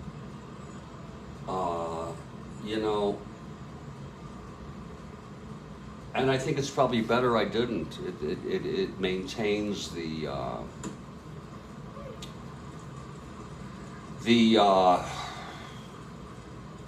what's the word? It keeps the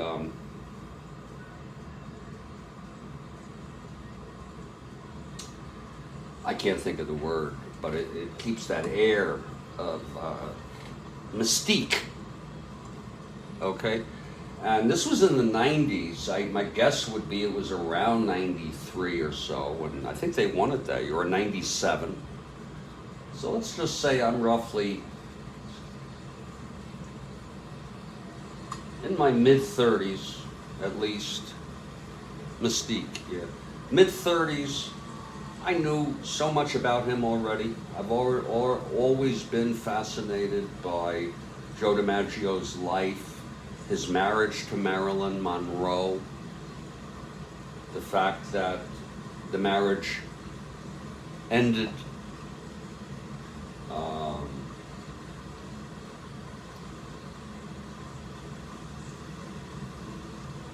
and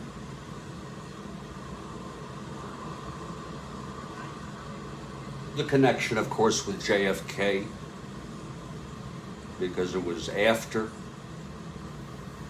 her relationship, I think, with her marriage to both DiMaggio and Miller, that JFK and RFK, I believe, had affairs with her. The fact that he was estranged from his son. Isn't that freaking wild?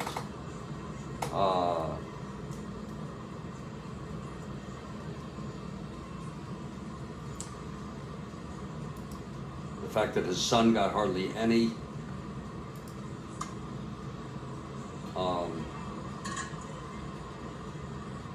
of his estate upon his death.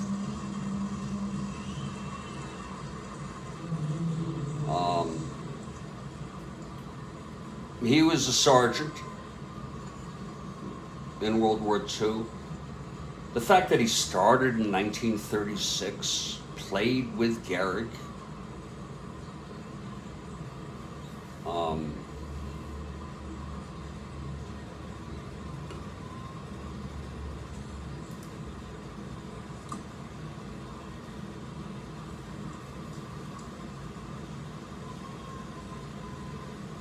And how could you not fall in love with Marilyn Monroe?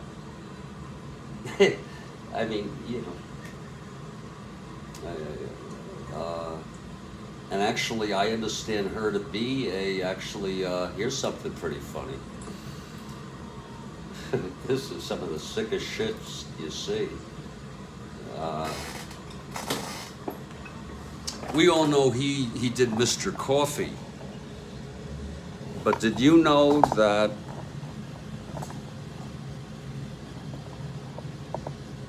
Joe DiMaggio advertised Camel cigarettes? And look at that quote in a cartoon. I've smoked Camels for 8 years. They have the mildness that counts with me. You know, he did need money. You know, at the end of his life, he needed money. He was brought on by Oakland as a coach when they moved in '68 so that he could make up the required time to get a pension, I believe was the answer. And he advertised for Mr. Coffee endlessly in the 70s. He obviously needed money.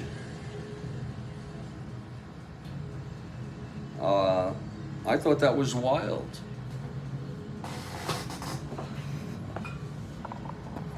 And don't get me started on that, but I bypassed that chance to talk to him. Not that it would have been much. He might have just nodded and said hello. Let me just tell you this one quick story of something that happened. And I don't regret it because I just don't want to bother him. I follow a guy on X, formerly Twitter. We're going to get to the bottom of the fourth very soon. He is a political scientist, if you will, Norm Ornstein. I follow him. And he posts stuff about everyday life, all sorts of things. And he once posted a picture of his ticket stub from a World Series game he went to in Minneapolis, Game 7 of the World Series. And I don't know how old he was. He's a bit older than me. So he may have been about 10 or 12. This is 65 World Series. And he would go on and on about Koufax and how his dream is to have Sandy Koufax sign that stub, which seems a little peculiar to me. My dream would be to sit and talk with him and do an interview with him on YouTube. So I thought I would check it out. I'd say, I wonder if I can reach Sandy Koufax. He is a very, very reclusive person, supposedly. And I Googled Koufax. And so help me God.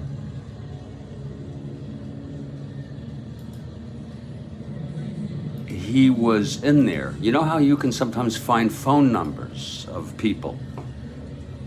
And it has a lot to do with the problems of privacy. Well, I called, and by the way, he lives, I forgot which, but it's in Florida, okay? My mother met him once in Boca Raton, at a bookstore or something. I left a message if he could call me. I just left my name and phone number. Well, I fell asleep that night, I guess early. It was about 10 p.m. The phone rings, it's him. And I forgot what I said to him, but it was something like, thank you for calling back, Mr. Koufax. I forgot the excuse I gave to him as to, like, I was thinking of doing something like an interview, but I really don't want to bother you. And he said, oh, no problem. I don't know if it was a holiday and I wished him well for a holiday or what it was. And he said something to me like, bless you, or take, something really nice. And I'm not making this up. I do not need to make shit up, folks. And now are you all Googling? I bet you it's still there. His phone number, it was his home phone, and it was an answering machine. And I would love to interview him. You know, a woman wrote a novel, bio of him. Supposedly, it's the only one I really think was done with a lot of research, and I wouldn't want to try to, you know, that's been done already. But I'll tell you something.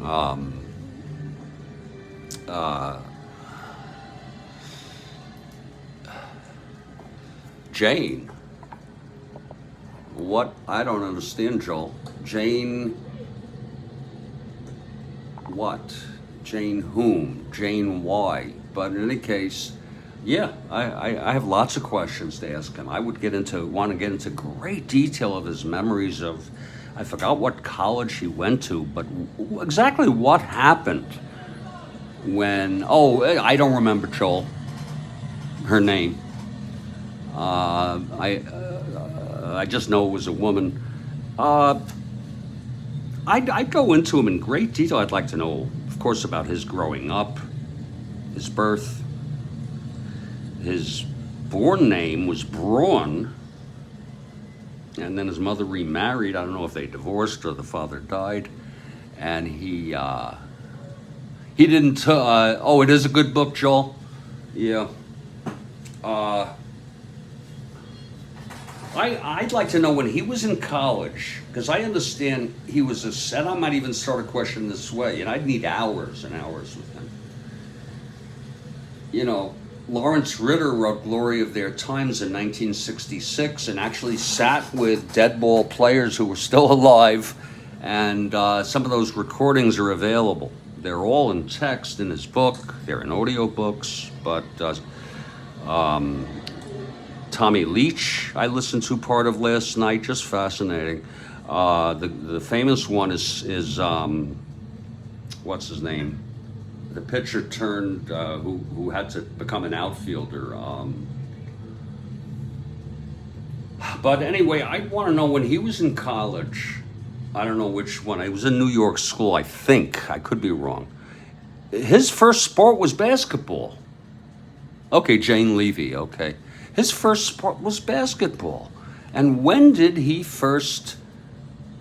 Rick Ankle? Okay, David. I'm thinking of a different player. His first... when did he first start to pitch? When did he first pitch? How did it develop? How did he realize? Because I've read a little bit about it. I imagine Jane's book goes into that, I would hope. Meanwhile, I'm going to head here to the bottom of the fourth. I'm feeling a little less anxious. U of Cincinnati. I was thinking that, Joel Horland. Yeah. Absolutely. Well, here's Luke Walker coming up. It is a 3-2 ball game, so the Expo's still in this ball game here. And it will be Herrera, Fairley, and Brand. Zimbera gets into trouble. Second and third, no outs, but gets out of it. Actually, it was first and second, no outs. Second and third, 1 out, got out of it. So he's done his job for 1 inning. Here's Walker. And the pitch to Herrera. I guess he was a guard, right? 3-4 left-handed. Hit well by Herrera. Into the gap for a double. A leadoff double for Jose. It was a 3-4 left-handed. And Herrera on second, nobody out. And here's Fairley now. He studied architecture. I think I've heard that too.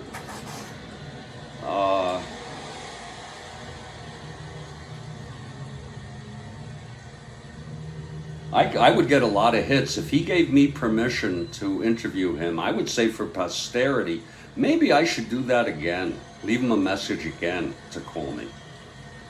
And ask him, tell him who I am.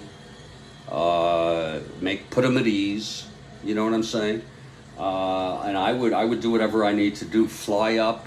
Because I'm down in Fort Lauderdale. He's somewhere on the West Coast or north of me, last I heard. And I would come with my trusty tripod and It's not easy for me to get around.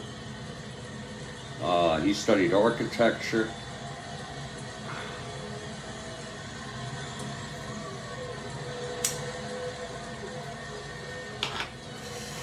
Okay, so Haddad, I'll lead off double, and here's Ron Fairley.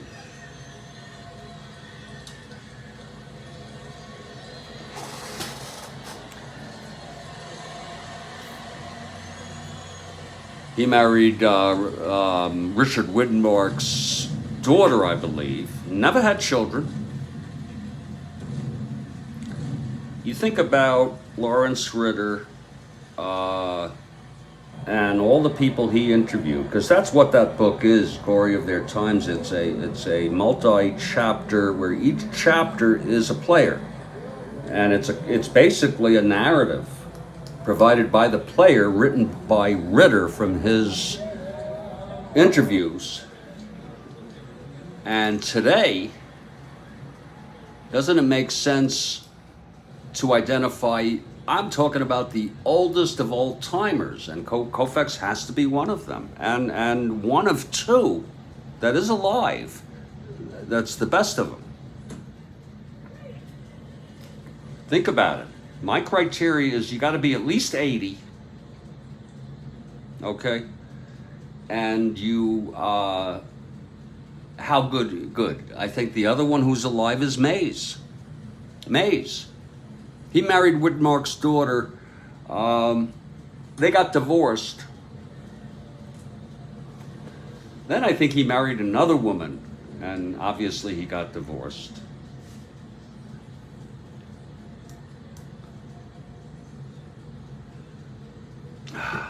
Okay, Walker now. Facing Fairley, who homered in the second. Here we go now. From the stretch, Walker, and the pitch to Fairley. That's 1-9. Oh, he smacks it into the gap. Extra bases. Herrera's going to score, and it's a triple by Fairley. Oh, my. And that ties up the ball game. That ties up the frickin' game. Let's look at that again. 1-9 left-handed. Whoa. Triple 1-8. It's a 2. Whoa. And it's 3-3 now. Here's Ron Brand. Walker having his own problems here.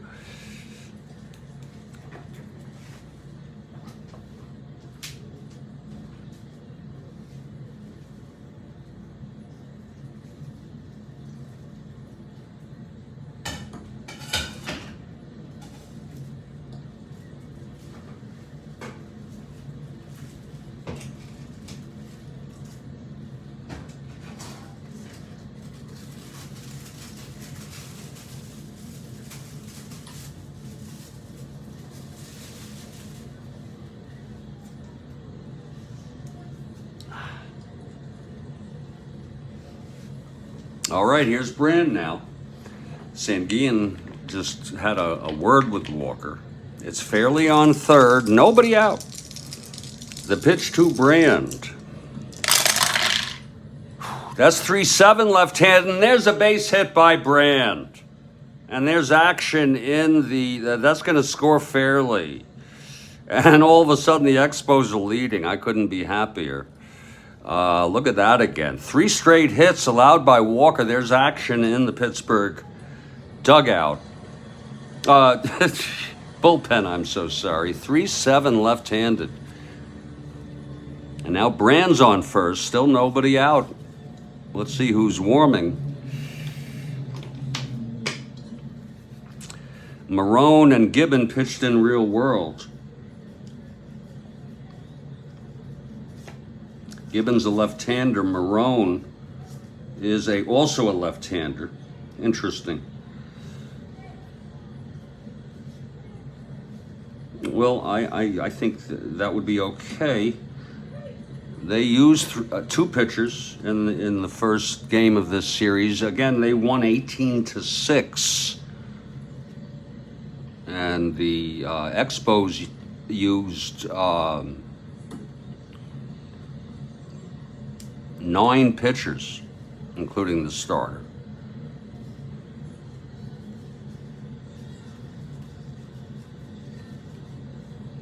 It is Marone. Lou Marone. He pitched in this game in real world. Pirates lost this game in real world 4-2. Marone warming. And here's Wine. Walker now, and the pitch to Wine. That is 2-9, left-handed. It's a grounder to second. Alley has it. His only play is to first, and Brand is in scoring position. And here's Karl Simbera, the pitcher. Suddenly the winner of record. He will hit here. Their bullpen is washed up. We do have a little secret, though, in the bullpen available. Now, Simbera is a 2 WR. We'll need a new hitting card for sure. I like the discussion we've had the last hour or so in text, but I have a question about Strat-O-Matic and the idea that we were talking about getting older and having, for lack of a better term, existential issues with aging. I have a question about, and it's sort of a negative question, not about Strat-O-Matic, but about playing it, especially like I do, that I'd like to pose. But unless anyone comes out and they want to hear it, and it's not meant to, maybe it's not even a good idea to bring up. Here's Walker facing Simbera. 2 WR, the pitch from Walker now. 1 out, Brand on second, 2-6, he struck him out. So that's the first by Walker. It's 2 outs now. And Remy Hermoso in a clutch situation. Look at him against left-handers, and he started. He's 0 for 2.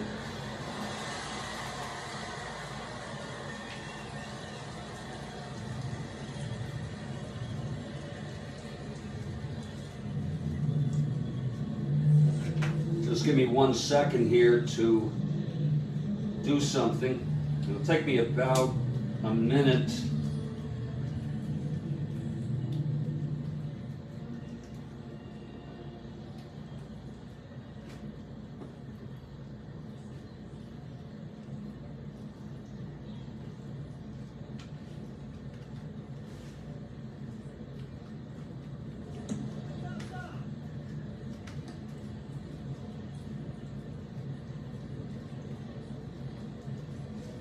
That's pretty fascinating, people, though, to hear from so many of you that you go through issues, and you're about my age, that may not be exactly like mine, but they're some related. They are like them in some ways.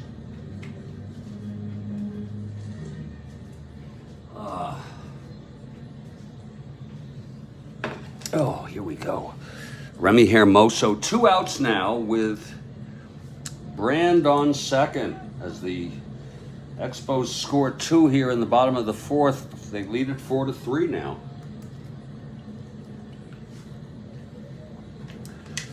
Okay, here's Walker trying to get out of this. The pitch to Hermoso. And that's 4-8 right-handed, and he walked him. So problems for Luke Walker here in the 4th. First and second with 2 outs.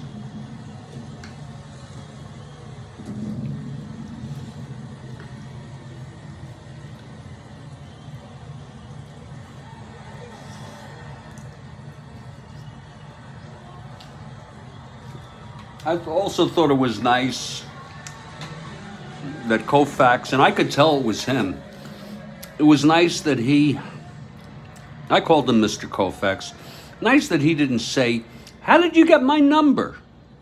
You know, as if he's elitist or something, you know.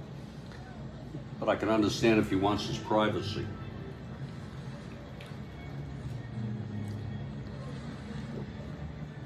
But seeing Joe DiMaggio in person was wild, you know. Think about the idea that he's in the song Mrs. Robinson. You know, he's larger, almost larger than life. First and second, 2 down, Walker. Facing Sutherland now.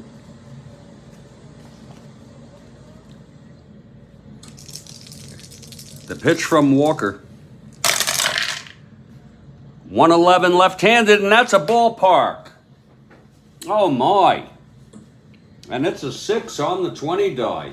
Lord. That's a right-hander. It was 111 left-handed ballpark. Right-hander.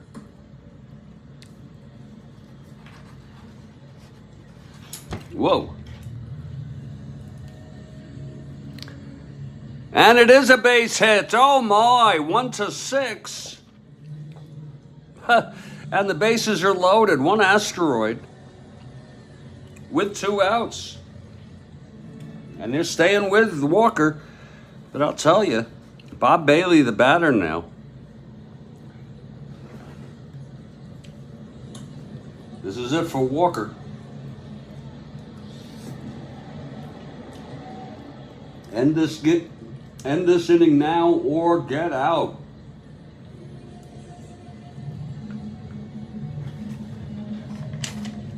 Okay, here's Walker now. Facing Bailey, right-handed hitter. The pitch from Walker. That's 5-6 right-handed, and he struck him out. Oh, as Walker, we'll see how he is in the 5th. But he had problems. But got out of it allowing 2 runs. On 4 hits, a walk. Leaving the bases loaded. 2 runs scored, though. And all of a sudden, the Expos lead it 4-3.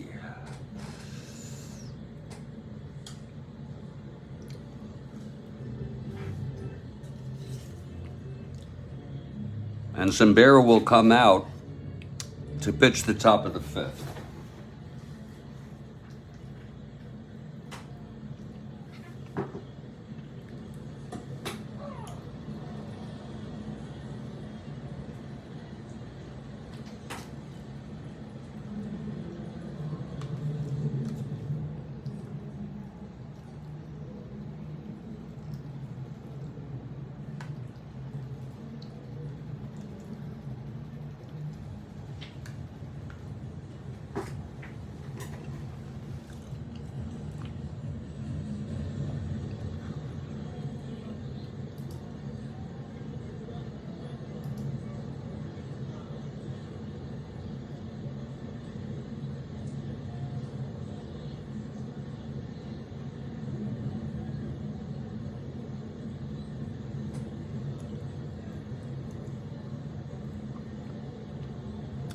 I have a poll going on X, by the way, if you're interested.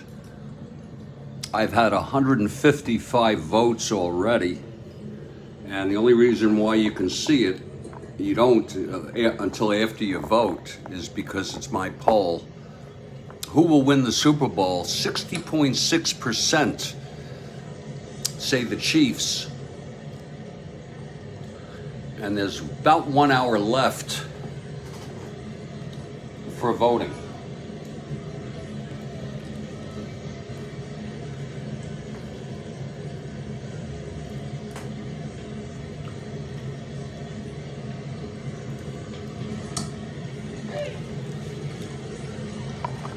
Another thing that I have trouble doing, and I've actually used this trouble to help me.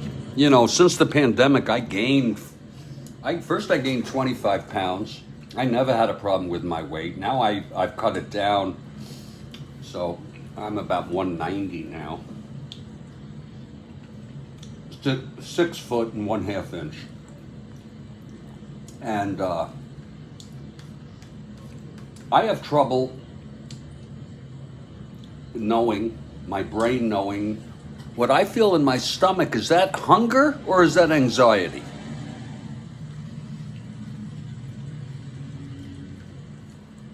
The anxiety does feel better when I'm eating, maybe even a bit after. But what I've done is, measured my my food intake, timed it, independent sort of my feelings of hunger. I used to, how could I put this, eat to live. I didn't live to eat, and I was always thin. And now it's hard to live that way because I don't know if I'm hungry or I just have anxiety. I do have some where I could tell it's hunger.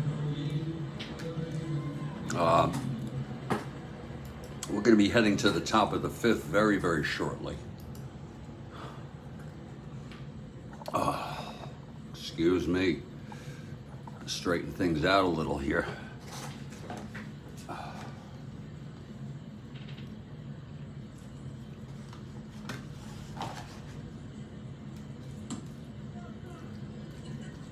What a comeback by the Expos here.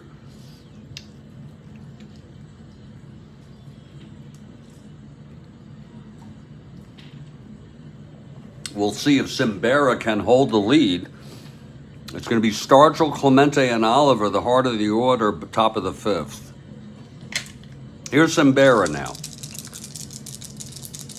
in his second inning. The pitch to Stargell. That is 1-5, right-handed. Oh, it's hit well into the gap for a double, his second of the game. My goodness.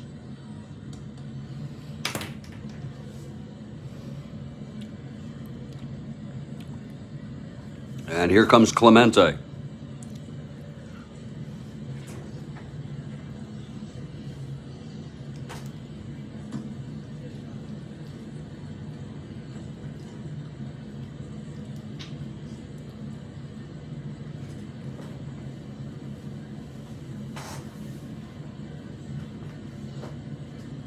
Oh.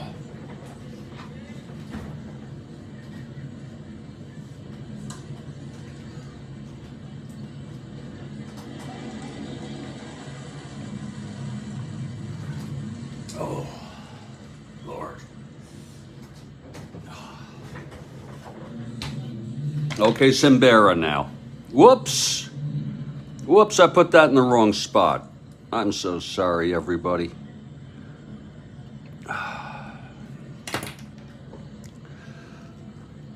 My JC, my X handle is Jeffrey Guterman. One word. Jeffrey Guterman.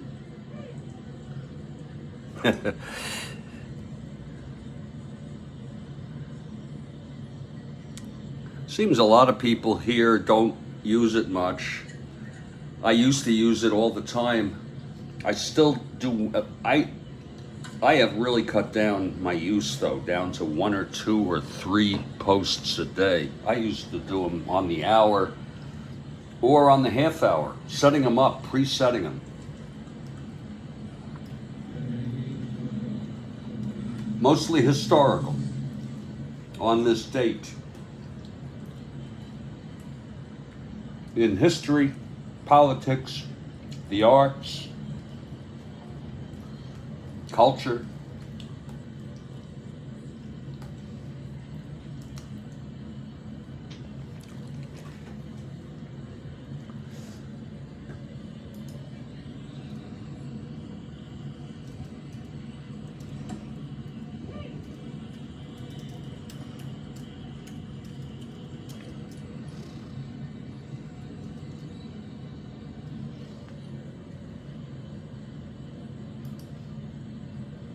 Well, that didn't work.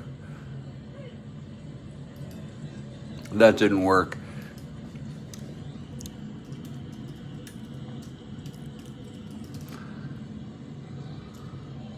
That didn't work either.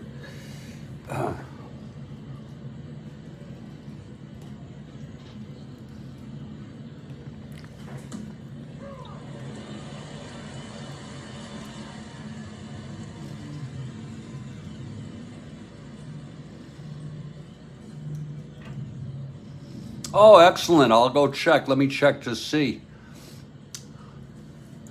I should follow you too.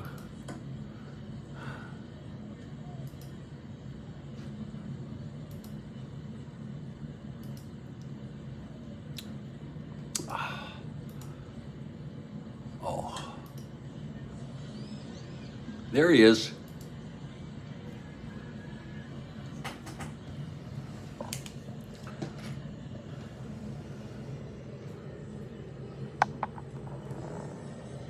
Joe Cleary.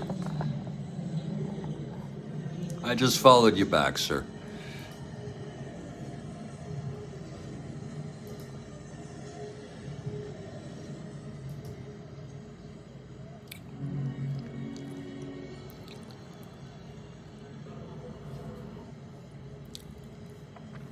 I see you, yeah. You're tweeting a little about Strat-O-Matic. It's hard to get an interest in Strat-O-Matic on X. I have, every once in a while someone will come on and say, hey, I haven't thought about that game in decades. Yeah, I've gotten away from it too.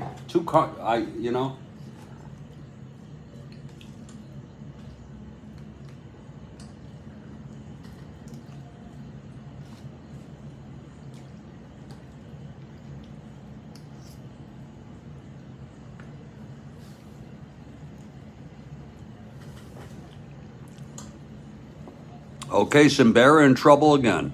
Stargell on second to lead it off. Here's Clemente now.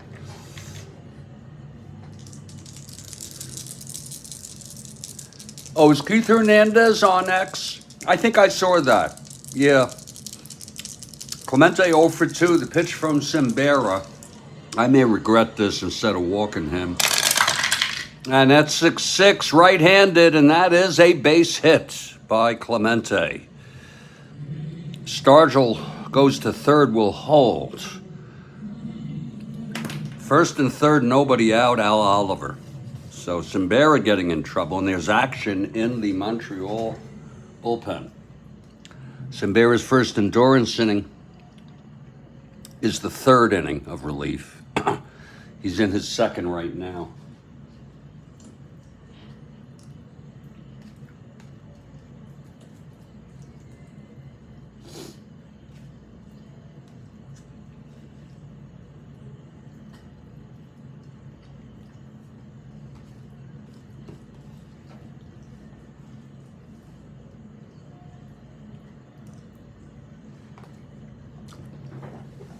Montreal will play the infield back here.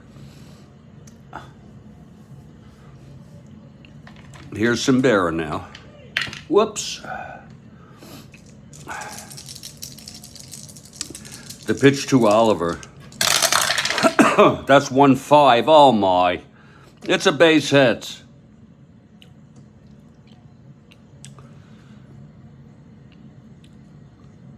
Stargell scores. Clemente goes to third.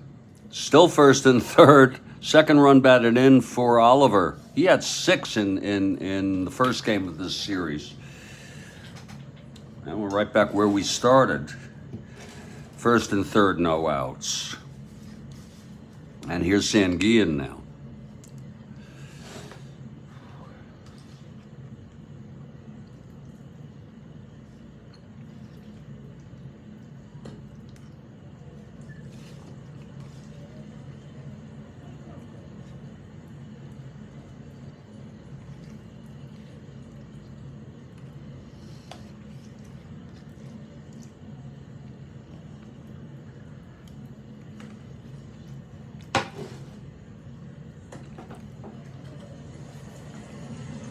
Okay, Simbera. The pitch to Sanguillen. 6-6, right-handed. Oh, Christ, it's another base hit. And it almost looks like it was the same roll. But we have no choice but to accept it. 4 straight hits here. Oh, Lord. This was against a left-hander. Just curious what that was.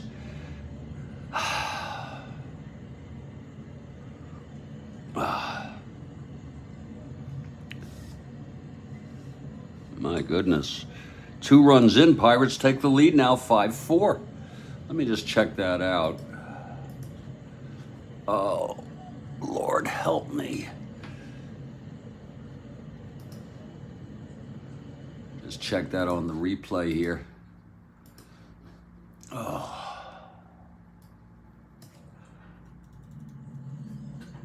There he is. This is replay here.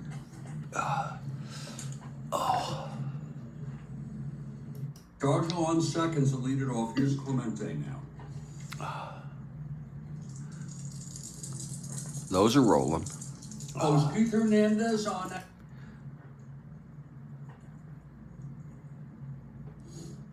Whoa, that was 6-6. Hold on. Sembera's first endurance inning in trouble, and there's action in the Montreal bullpen. Let me just take this back here with Clemente.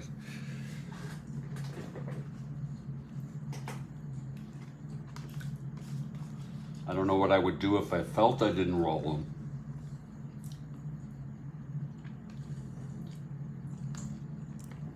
Okay, Sembera in trouble again.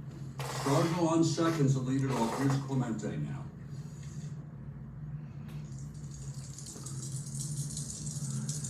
Oh, is Keith Hernandez on that? I think I saw that. Yeah. Clemente 0 for 2. The pitch from Sembera. I may regret this instead of walking him. And that's 6-6, right-handed, and that is a base hit. Okay, that's Clemente. That's 1, 6-6. Stargell goes to third, will hold. Sometimes they just roll. First and third, nobody out. Al Oliver. Sometimes they just roll again. There's action in the Montreal bullpen. Sembera's first endurance inning is the 3rd inning of relief. He's in his 2nd right now.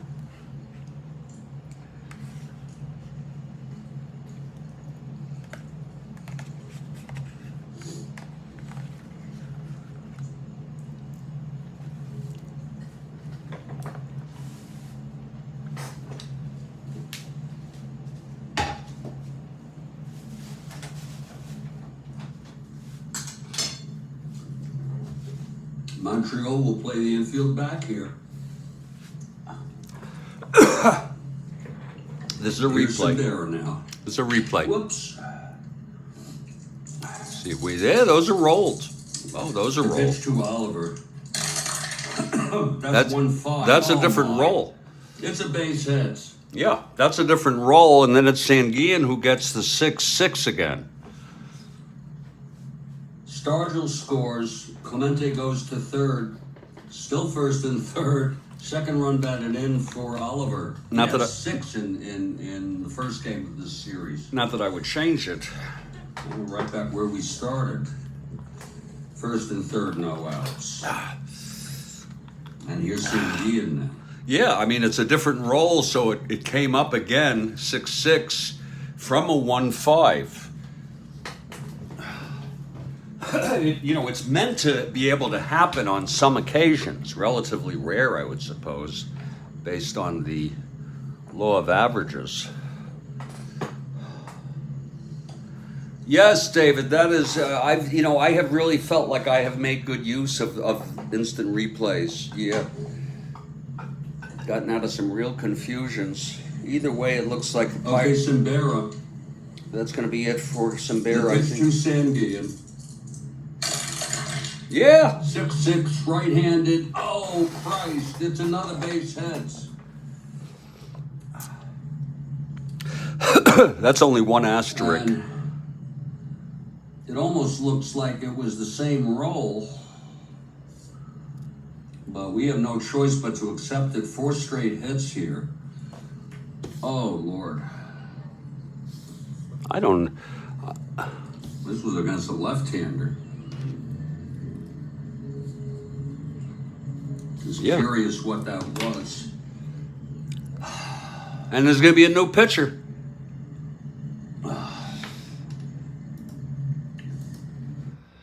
And Gene Mauch is coming out.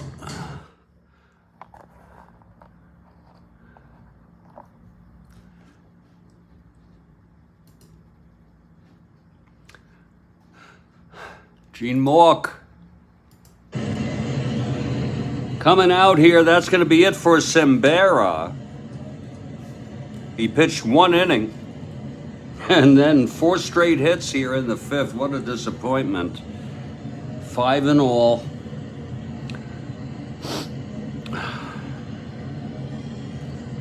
He's allowed 2. He's the loser now. Walker has not yet pitched 5 innings. Let's see who's coming in.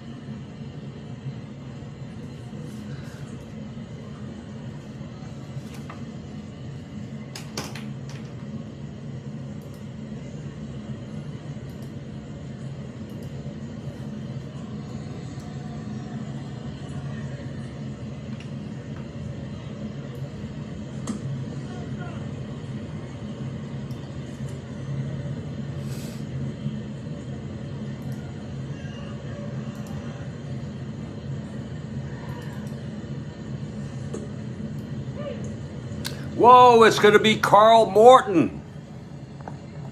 I thought his name was Martin. I remember Karl Morton.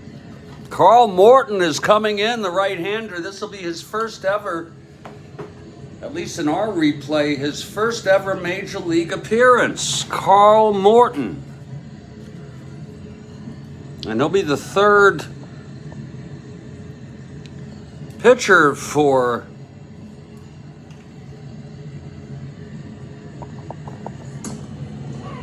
Montreal.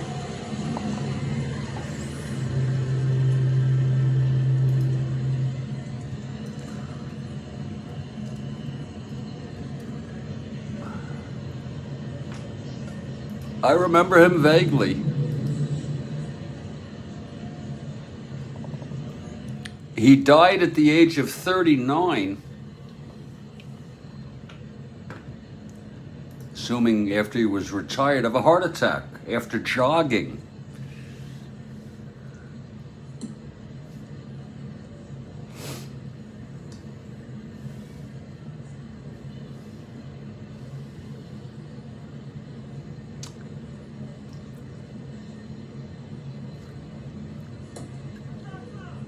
His debut was April 11 of 1969. We're using him for the first time. Karl Morton comes in.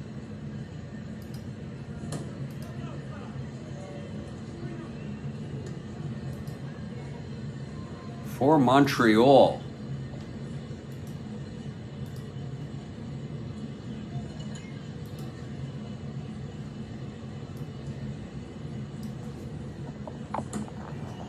And there'll be a break in the action here.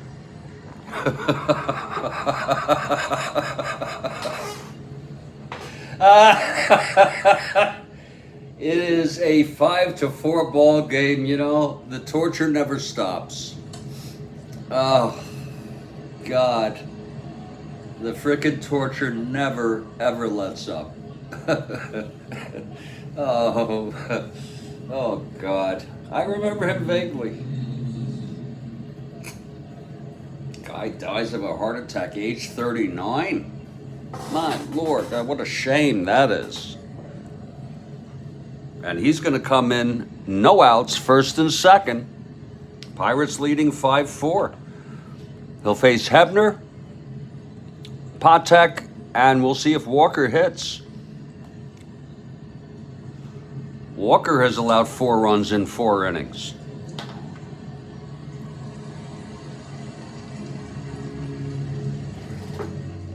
And I think on this note, I might just take a little break. I think I'm going to take a little walk outside and be back in about 5 to 10 minutes because I haven't been outside all day. Actually, I did go out to get some food.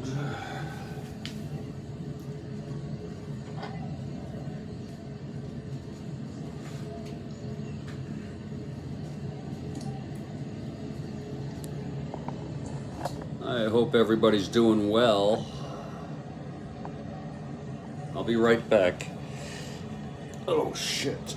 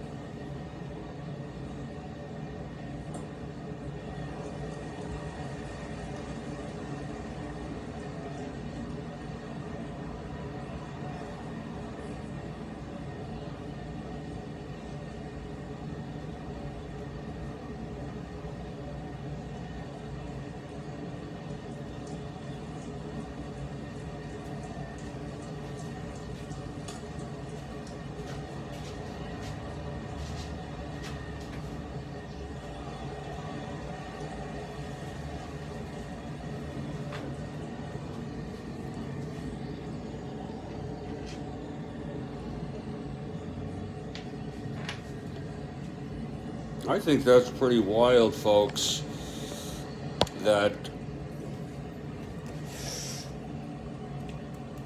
many of you have had somewhat similar experiences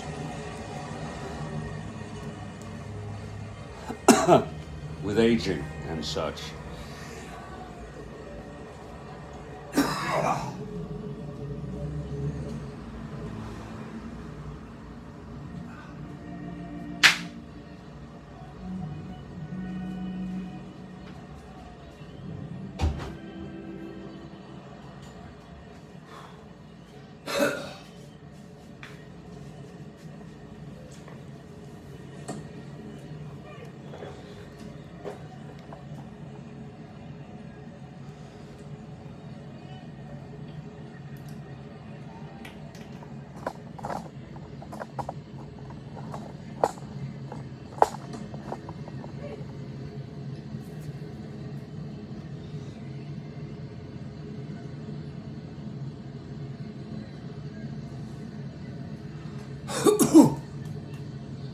Yeah.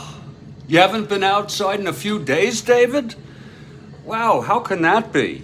Karl Morton is coming out to pitch, folks. Karl Morton.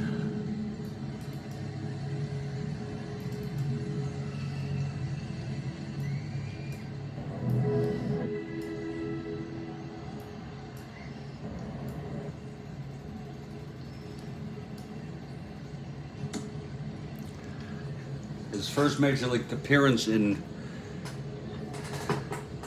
my replay, he did play in April.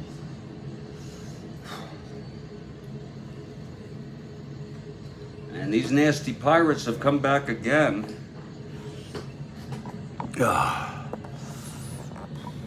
Lord, they just won't let up.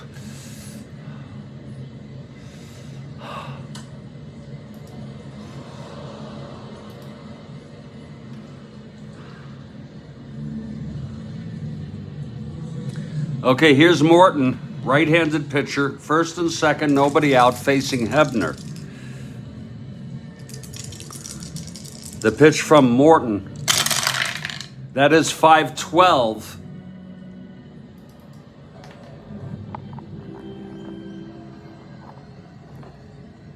Against the left-hander, grounds it to second X. That's only the second X today. Hermoso, 328.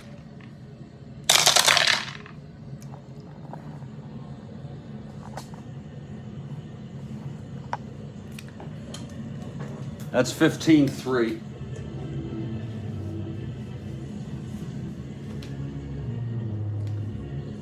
G1 could be a double play. Keep them within one if they get out of this. 5, 9, 10, E28. It is a G1 clean first and second. And that is a double play. A ground ball double play. Oliver goes to third, but it's a great one for Karl Morton.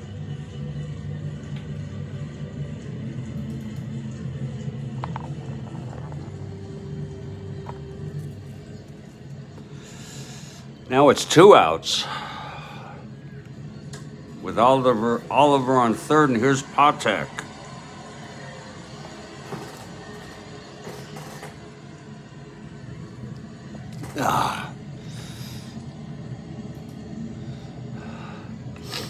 Morton, again, right-handed pitcher. The pitch to Patek, 5-4. Against the right-hander, Patek, catcher X.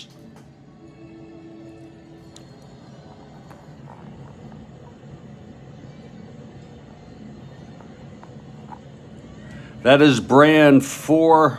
Shit, I got some food there. 4-5.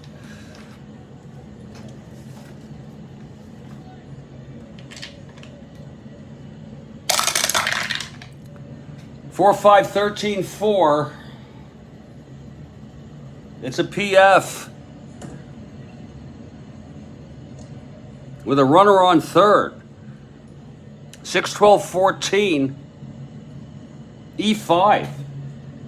Oh, that's going to be a clean PF.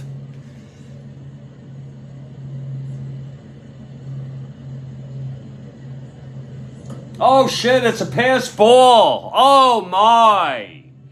A pass ball by Brandon Oliver comes in to score. Holy cow. That's a shame. It was a PF, folks. A PF with a runner on third. What a shame for the Expos. With runners on base, a pitch gets past the catcher for a pass ball. All runners advance 1 and play resumes. What a kick in the teeth. That will be charged to Simbera, and Brand is charged with that pass ball, and it was that's what you call a very, very costly pass ball. Oh, Christ. 3 runs, 6-4 now, Pittsburgh. What a freaking shame. Patek's still at the plate here. Simbera trying to get out of this. And the pitch to Patek. That's 4-8, right-handed. Oh, and he struck him out. And the side is retired. 3 runs, though. And Expos had the 4-3 lead taken right away. 6-4 is the ball game. What a game. Wow. Well, maybe Montreal will be able to come back again.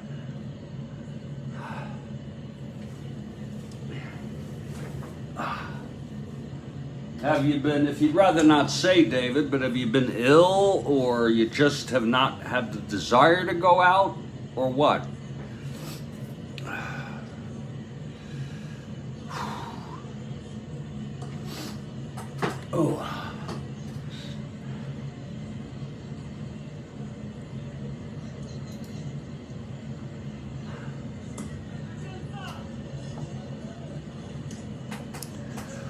Whew. We're going to head to the bottom of the fifth. Jesus. And they're going to give Walker a shot at this, see if he can settle down. He allowed a run in the second, third, and then 2 in the fourth, but they're going to stay with him.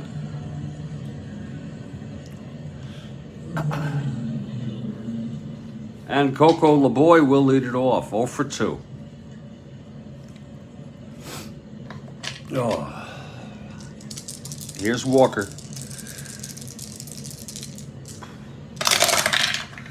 That's 210 left-handed, popped it up to short for Patek, 1 down. So always the chance he can settle down into a groove after a rough start. Here's Jose Herrera, 1 for 2, doubled and scored.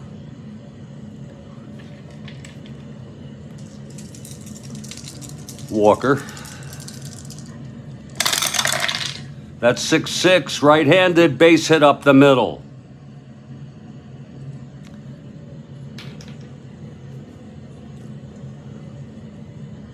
Herrera, his second hit of the ball game. Now Ron Fairley, possible cycle material here, homered in the second, tripled. Knocked home Herrera in the fourth. Facing Walker again. 1 out, Herrera on first. Here's Walker. That is 6-8 left-handed. He walked him. Walker walks Fairley. They're going to put a short string on him.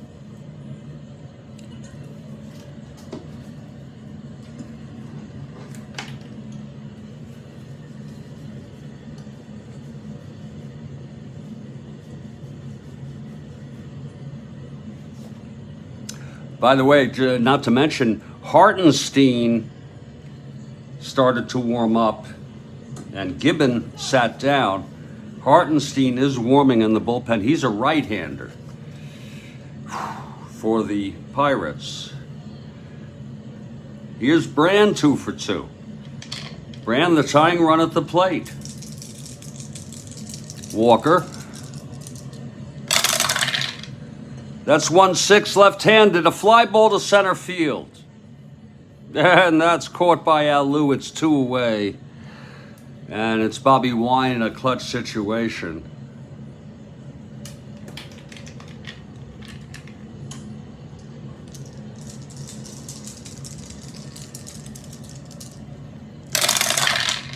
That's 6-4 right-handed, walked him.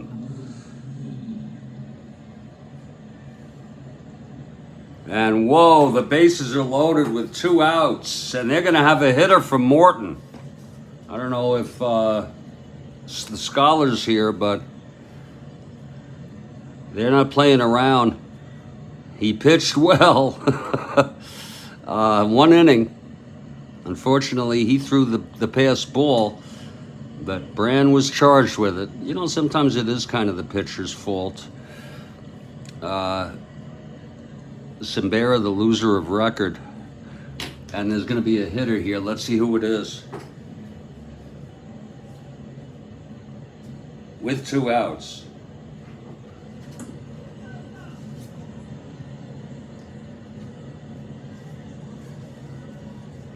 Tell you, they do not have right-handed hitting. They just don't have right-handed hitting. I'm going to go take a look at what I have here in my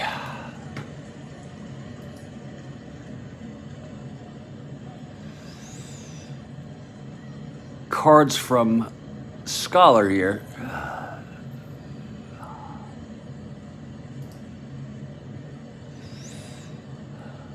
God, nobody can hit left-handed hitting. Except, well, there are left-handers, though, that are pretty good. Yeah, well, I'm going to do this. It's a long shot. It's going to be Leo Marinette. Leo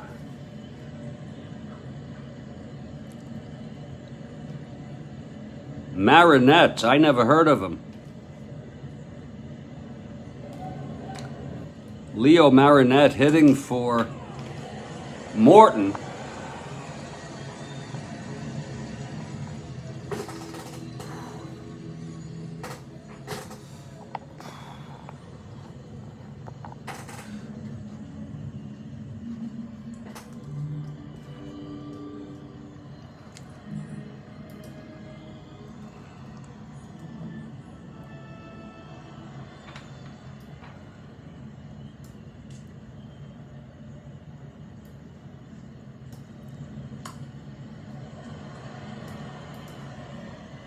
Oh, shit.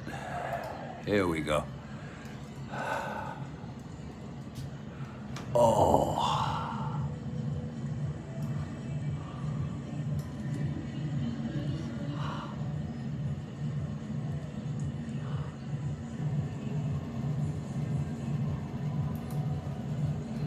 Leo Marinette coming in.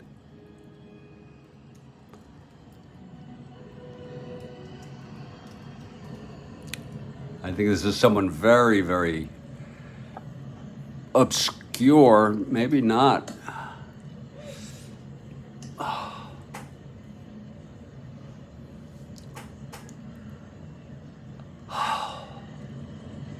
His last appearance in baseball was in 1969. His first appearance was in 1965. He died of a heart attack at age 73. Marinette. Leo Marinette.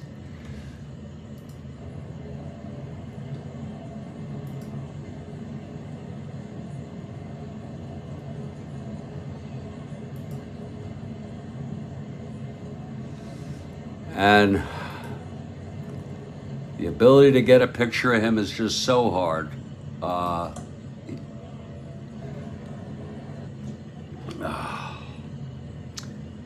It is Marinette, Marinette,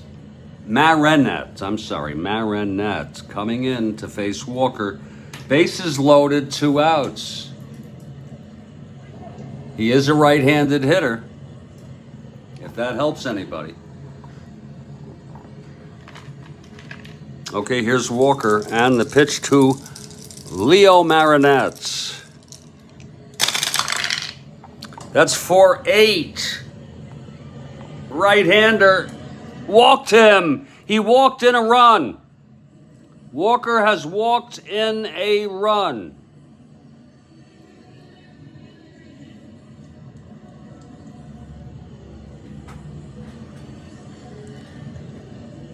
He's due up next inning.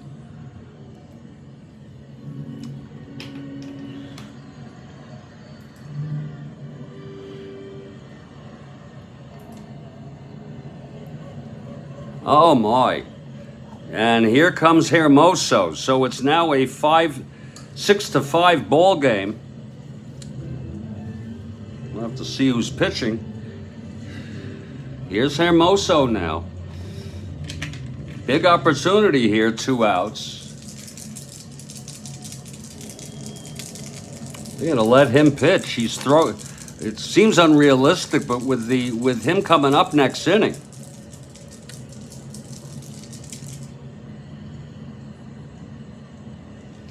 Just seems too unrealistic to let him go on. So it's a shame with 2 outs. That's going to be it for Walker. Okay. I hate to do stuff like that, to go against my own. He is the winner of record. He did not finish 5 innings. So he's not eligible for that. He pitched 4 2/3. He was allowed to go on for a very, very long time.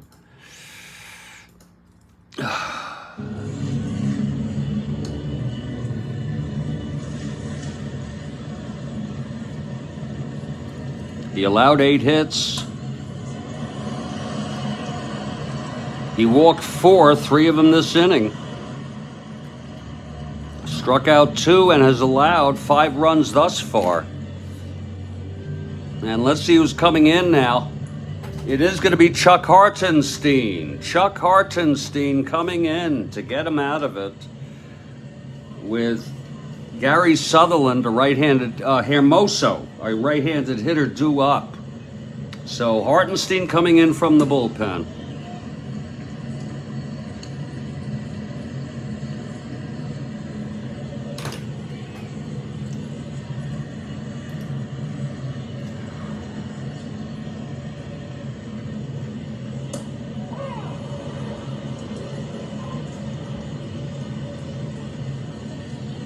Okay, Hartenstein taking his warm-ups now.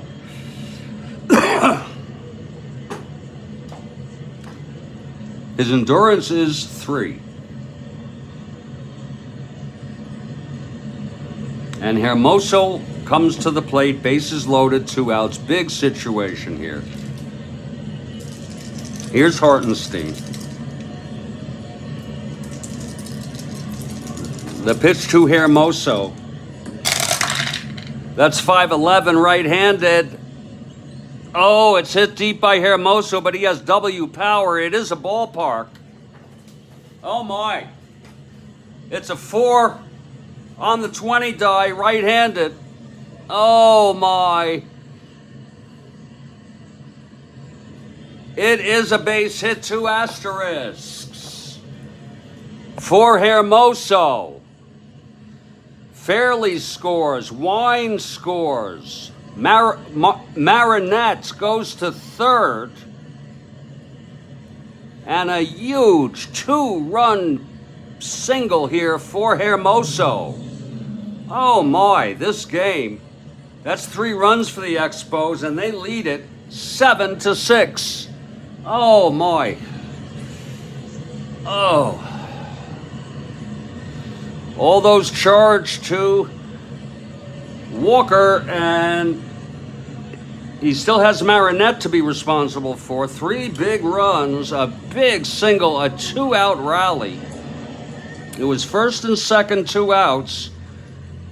Walker walked Wine, and then pinch hitter Marinette with the bases loaded. He walked them.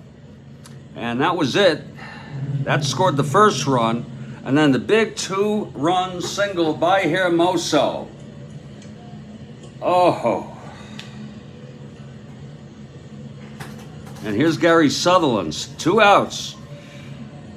Hartenstein trying to get out of this.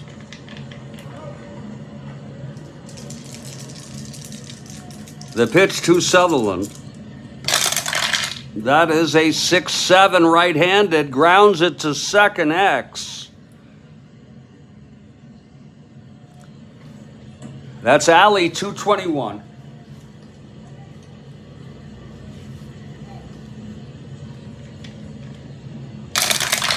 (221) 18-2 G1 E21 5-8-11,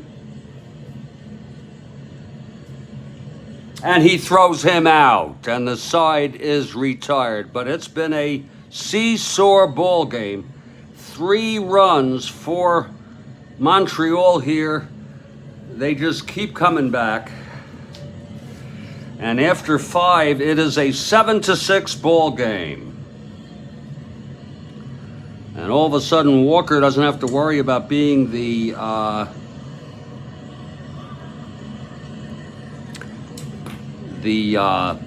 winner of record, but he is the loser.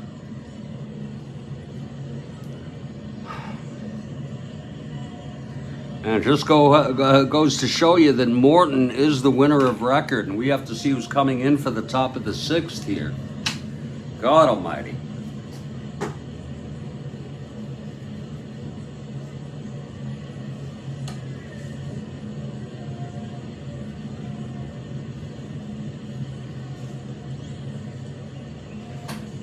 And we're going to dig into one of these folks who pitched yesterday. I think it's going to be Roy Face, the right-hander, the veteran. Because they're going to probably hit for Morton I just don't know about Morton.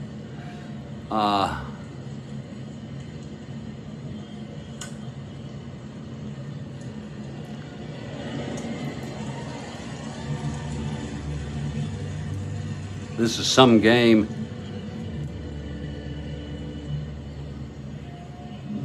I don't know. He's so young. But again, if you are Gene Malk, I mean, who knows what you're gonna do?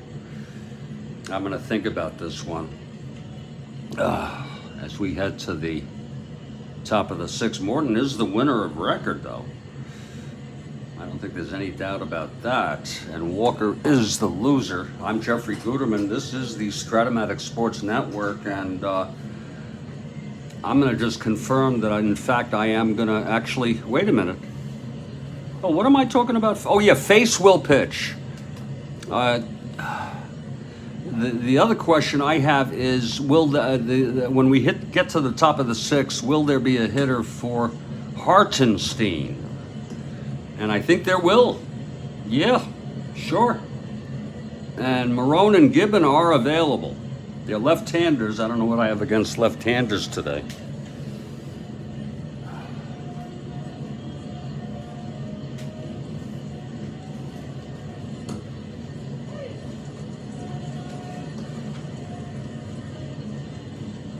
God, this is really exhausting me.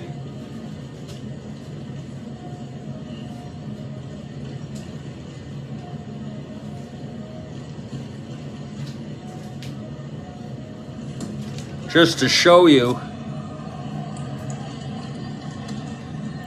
here's who pitched. I told you there were 9 pitchers, 8 pitchers in this 18-6 game, which was the first game of this 2-game series. And Face only pitched 1/3 of an inning and allowed 4 runs. Perfect opportunity. He did pitch a good amount. Oh, okay, Joel. Yeah. Oh, okay, that's for David. Okay. But all these pitchers pitched less than 2 innings, except Raymond and McGinn. I'm not going to start splitting hairs trying to find a pitcher and so forth.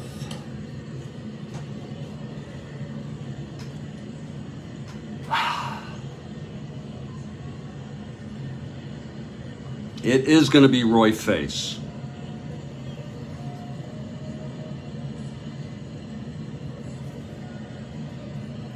So Face comes in, takes his warm-ups.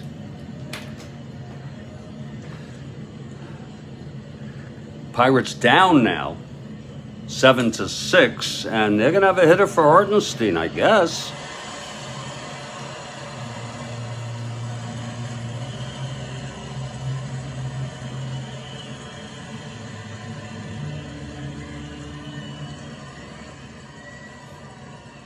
And it'll be Gibbon or Marone, one of them.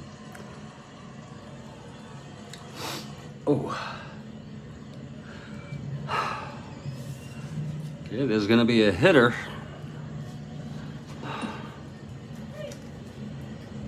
They're both left-handers. It's going to be Marone. Coming in for the Pirates, he'll be their 3rd pitcher. Taking his warm-ups.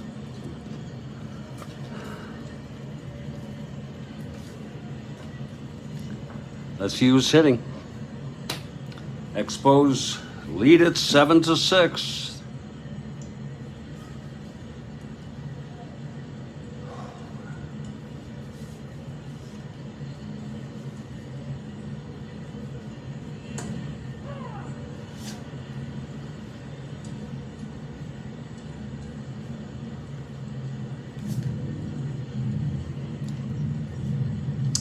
It's going to be Jose Martinez to lead it off. Which athlete? Right. Jose Martinez.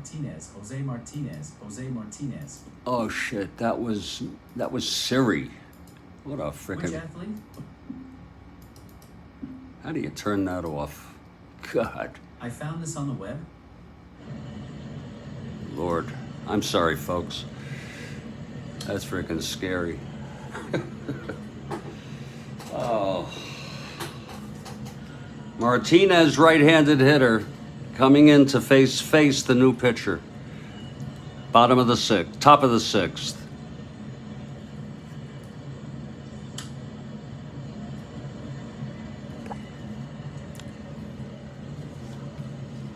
Here's Martinez.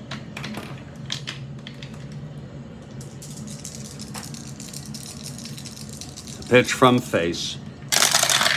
That is 2-7 right-handed. Fly ball left for Bailey.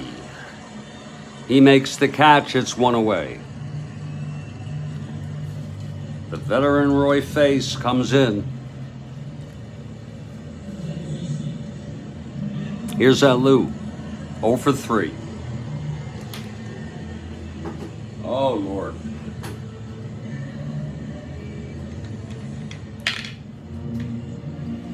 Okay, Face gets the sign and the pitch to Alou. That is 4-7 left-handed, and that is a fly ball to center.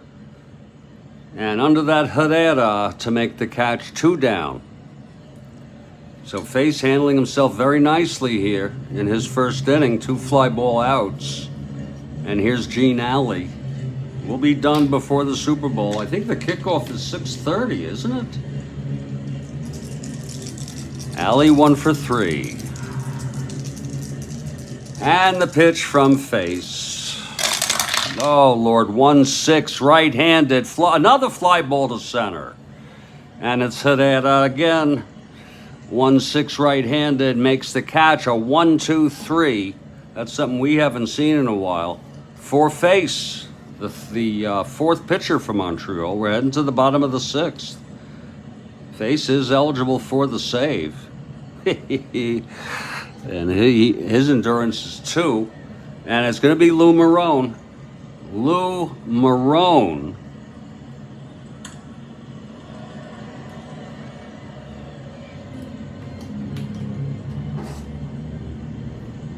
Taking his warm-ups.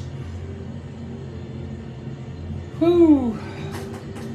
And here's Bob Bailey 0 for 3. It's 7-6 Expos in a back-and-forth ball game. Here's Marone. And that is 3-2. Left-handed, grounder to short. Patek over to first, 1 down. Here's Coco. Been quite a ball game. Tell you, the one scary thing is Roy Face is a right hand. Oh no, I'm thinking something else. I'm sorry, folks.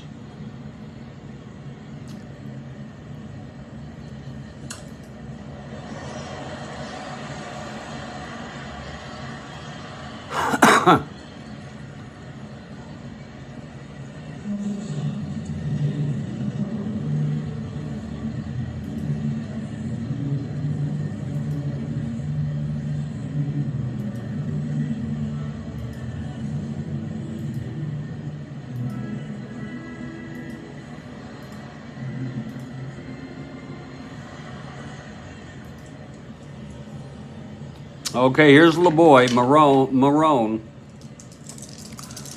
and the pitch. That's 6-11, right-handed, pops it up. Patek at short, he's got it, 2 outs. And Jose Herrera, can't even keep track of who's had the big hits, but he's 2 for 3. Scored twice.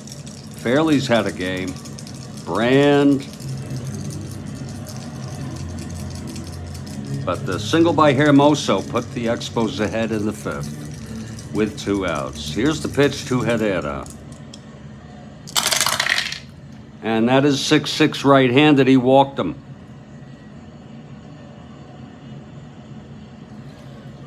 Now Ron Fairley. Expos won this one in real world 4-2.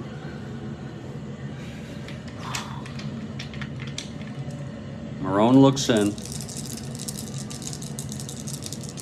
And the pitch. That's 2-6 left-handed, and it's hit the first. Oliver scoops it up and runs it to the bag, and the side is retired. No runs, no hits, the walk to Herrera. He was left on, we've gone 6. It's 7-6 Montreal. And here's Face in his second inning.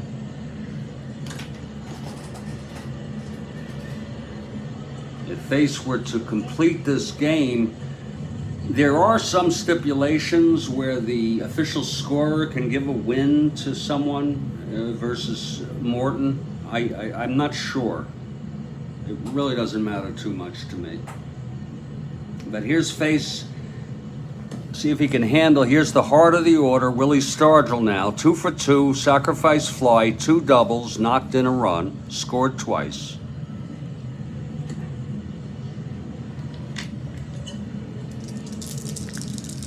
Here's Face, the windup, and the pitch to Stargell.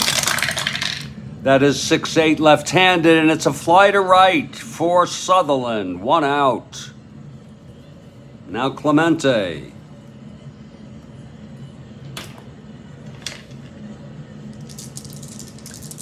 Pitch from Face. 3-11 right-handed, grounds to short for Wine. Throws to Fairley. 2 outs. Face is retired the first 5 he's faced. Here's Al Oliver. Got to be careful with this guy.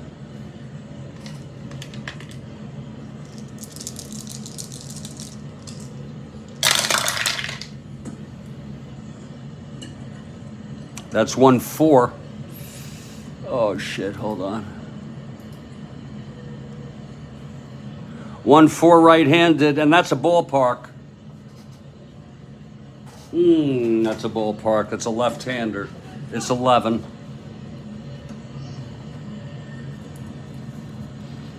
Left-hander, and that is a base hit by Oliver.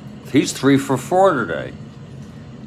Just a crazy, crazy game. A lot of these games have been delved into the realm of madness. Here's Manny Sanguillen. Oliver on first, 2 down. Face.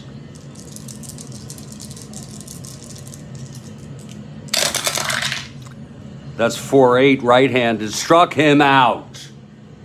And the side is retired. So Face has looked pretty good here for Montreal. It's a 7th inning stretch.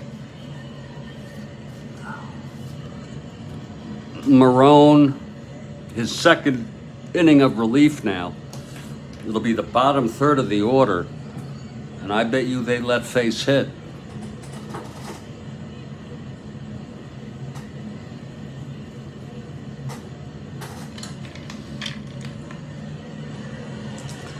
Ron Brand leads it off.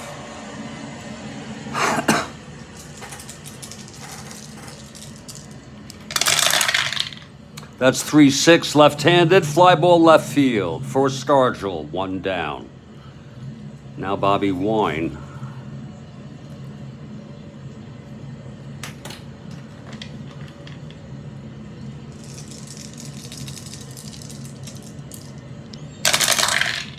That's 1-12 left-handed, popped it up to short for Patek, 2 outs.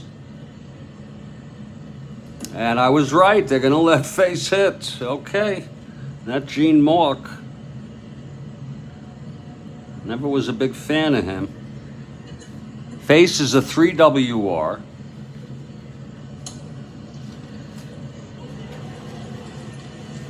That's some wishful thinking there, that Face will throw 2 more good innings.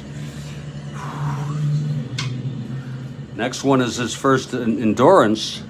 Actually, he already pitched his first endurance. He's still fresh. Here's Face now. Marone, the windup, And this is his former team, the Pirates, if I'm not mistaken. The pitch to face. I think he was on the 60 team. There it is, 3-10, and he walked him. Marone walks face. And here comes Hermoso. Remy Hermoso with the big single, if you remember, in the 5th with 2 outs and the bases full. Knocking in the tying and go-ahead run. It's right here.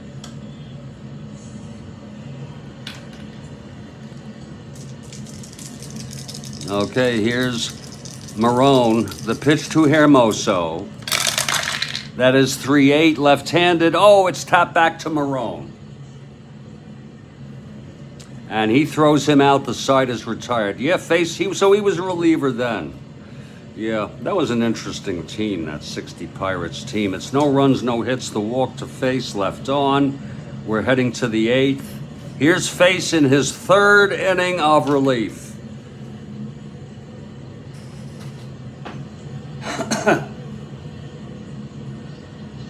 Top of the 8th.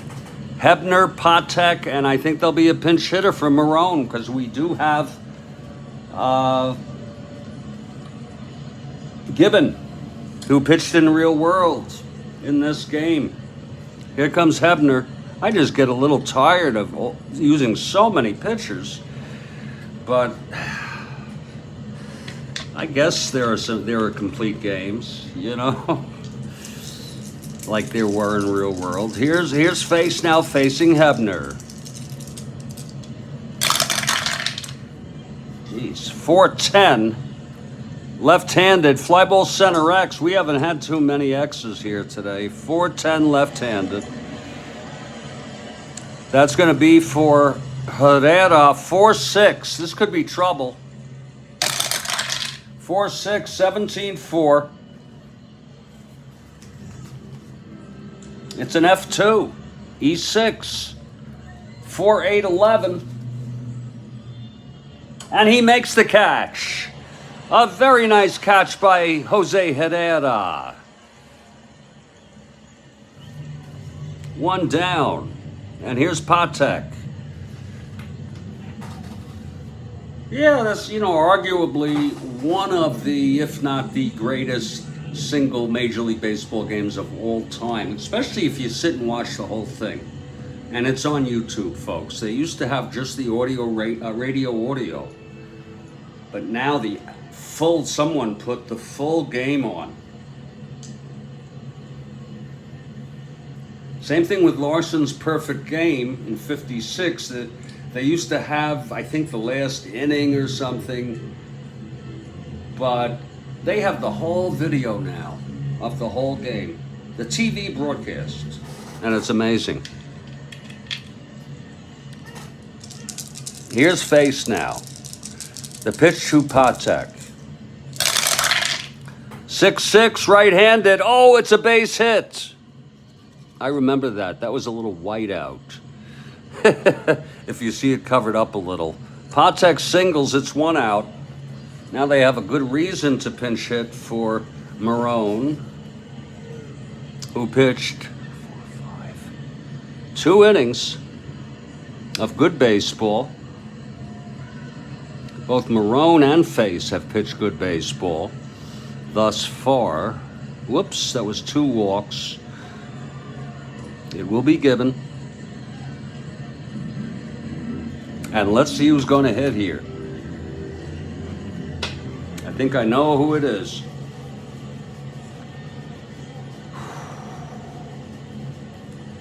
Jose Pagan.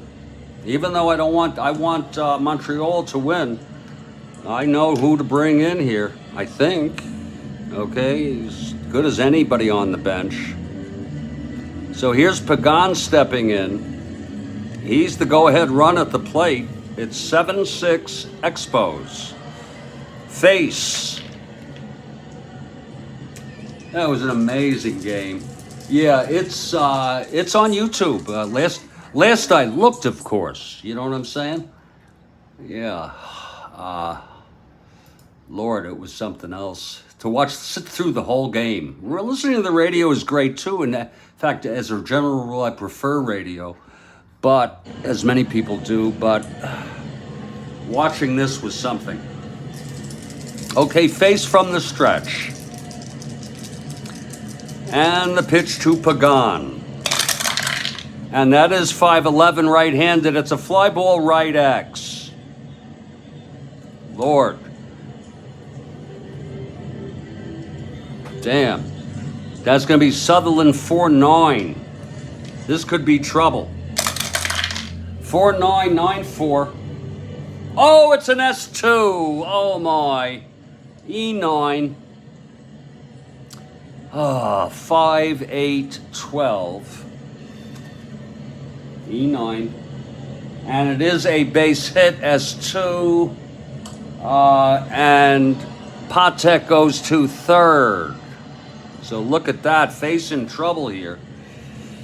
These games are just unbelievable. Patek the tying run on third. Pagan the go-ahead run on first. One out, infield back for Matteo Alou.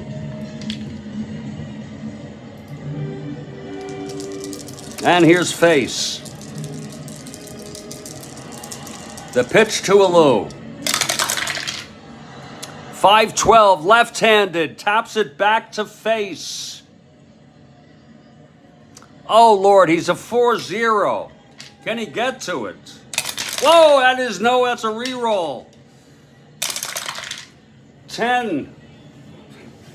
10-4 G3. He's a 0. That's going to be a clean G3 here. With first and third one out. Oh, the tying run comes home. Face throws it to first, his only play. Oh my, Patek scores. It's 7-all. Pagan goes to second on the play. Oh my, oh my. The infield was back anyway, but I guess it doesn't apply there on the super advanced, unless it's a G3 pound or something. Here's Gene Alley now, which it wasn't. Whoo, Lord, it's tied up here at 7. Face trying to get out of this. Alley 1 for 4. Here's the pitch from Face. And that's 2-5, right-handed, ballpark. Alley has end power. Oh, Lord. Oh, it's an 8. Oh, my. 2-5 full ballpark.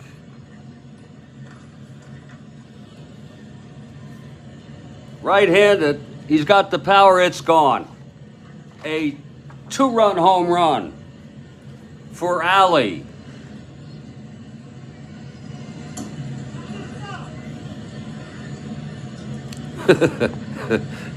And that's it for Roy Face.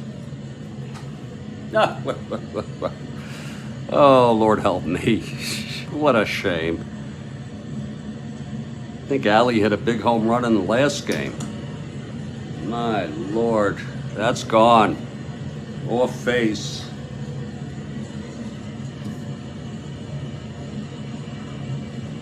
I'm sorry, we're going to keep him in, just see if we can get out of this inning. Really. Oh, I don't know what I'm going to do. Oh, Lord. That's a shame. 3 runs in here. Now it's a 9-7 ball game. Face loses face, you bet. That's a lot of face to lose. Christ. Gene Alley's been hitting very well lately. I'm serious. That's his 9th home run of the year. He's got end power.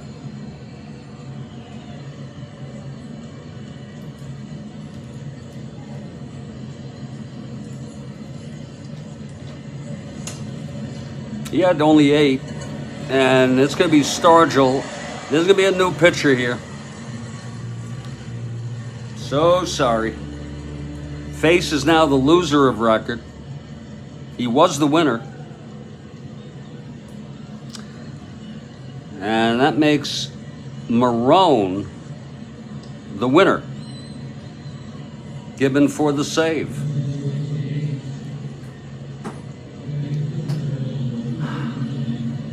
My Lord. 3-4-5. He pitched 2 2/3. 4 hits.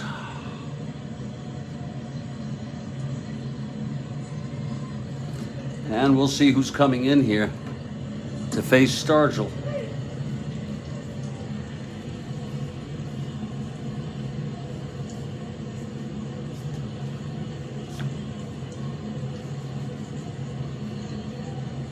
I've really just about had it. It's going to be Dan McGinn, even though I said I wouldn't want to use him, but he is a left-hander, and I'm going to use him against Stargell. He just died.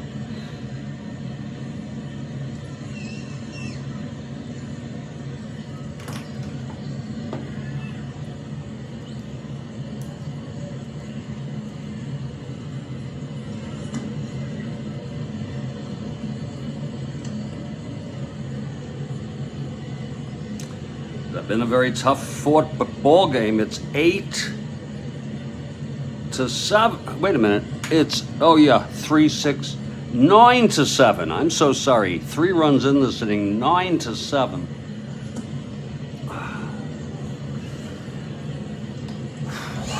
McGinn is ready. Here's Stargell.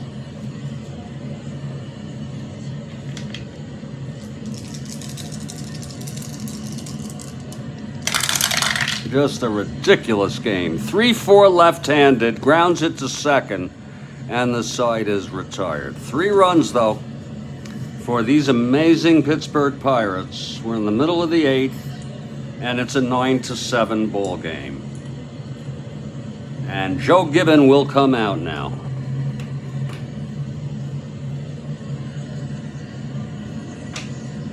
That's funny. We had Pagan pinch hit, and then they took the lead again. That gives Marone the win, and Gibbon for the save if he finishes. Joe Gibbon, left-handed hitter, pitched in this game in real world. Taking his warm-ups. It'll be Sutherland, Bailey, and LeBoy. Bottom of the 8th. The Expos will get one more crack at it in the 9th. They're down by 2. Here's Sutherland. The pitch from Gibbon. That is 2-10 left-handed. Grounds it to short, 1 away. Now Bailey. Looks like we got almost perfect timing with this one. Bailey 0 for 4. And the pitch from Gibbon. It's a 6-6 right-handed fly ball to center, 2 away. And here's Coco LeBoy. Gibbon going right through these folks. LeBoy 0 for 4. And the pitch. 2-5, left-handed, popped it up to second. That's for Ali. And it's a 1-2-3 inning for Gibbon. We're heading to the 9th. Pittsburgh 9, Montreal 7 on play. Broadcast here on live on Super Bowl Sunday. This was September 9 in our 1969 replay. And McGinn comes in. He'll face Clemente, Oliver, and Sanguin. It seems like this lineup just is endless. This Pittsburgh lineup.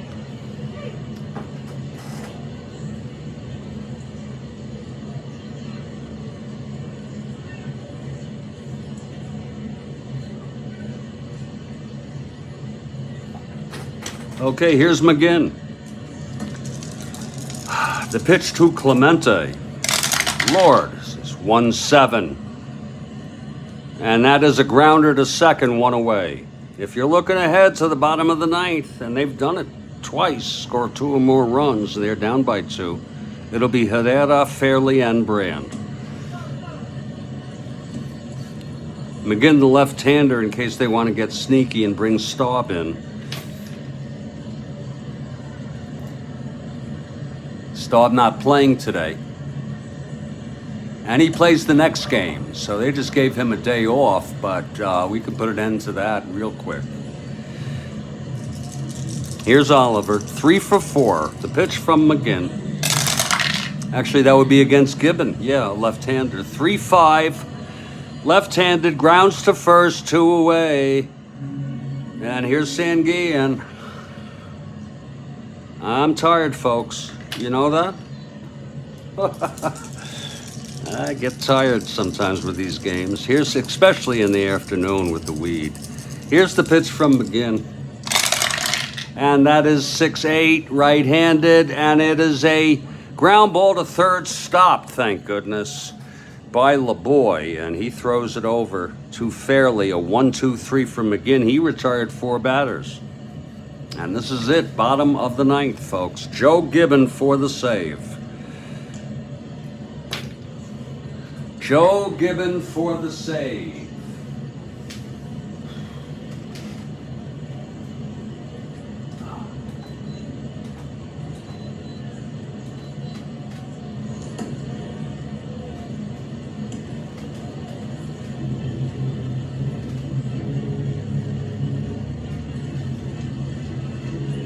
What a game it's been.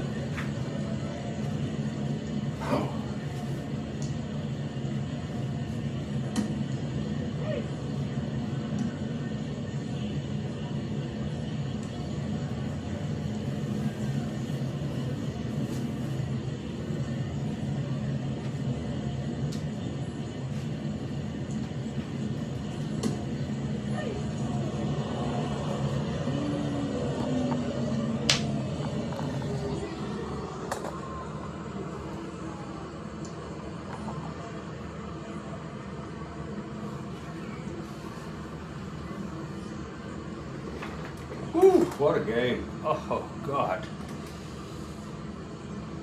This has really been...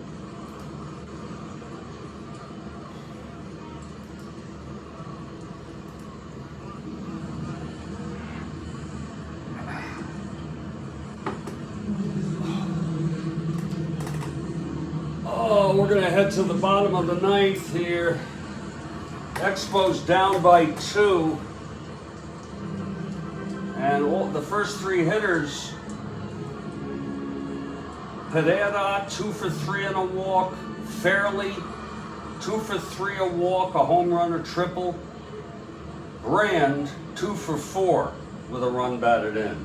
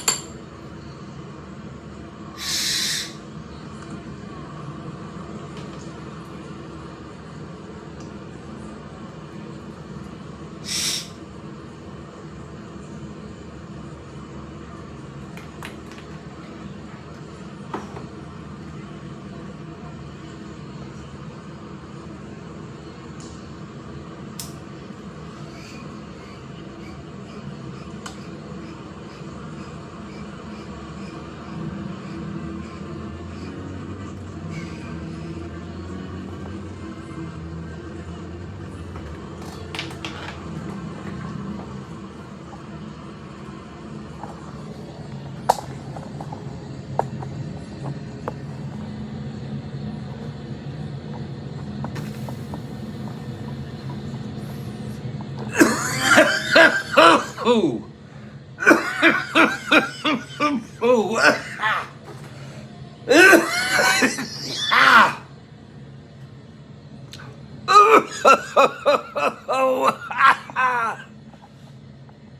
Oh.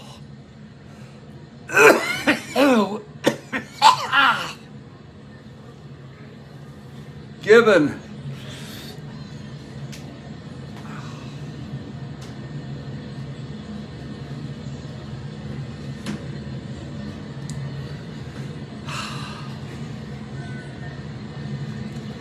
Here comes Jose Herrera to lead it off.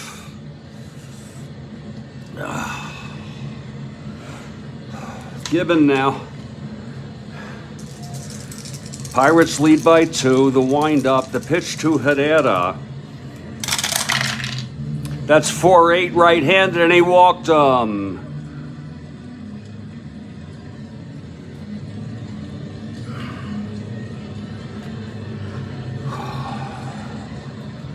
Gibbon. 6-7. In his second inning of relief.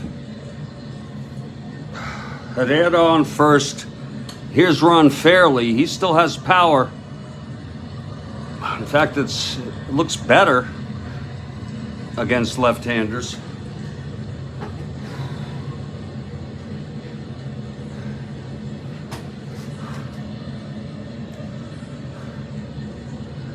Gibbon now from the stretch.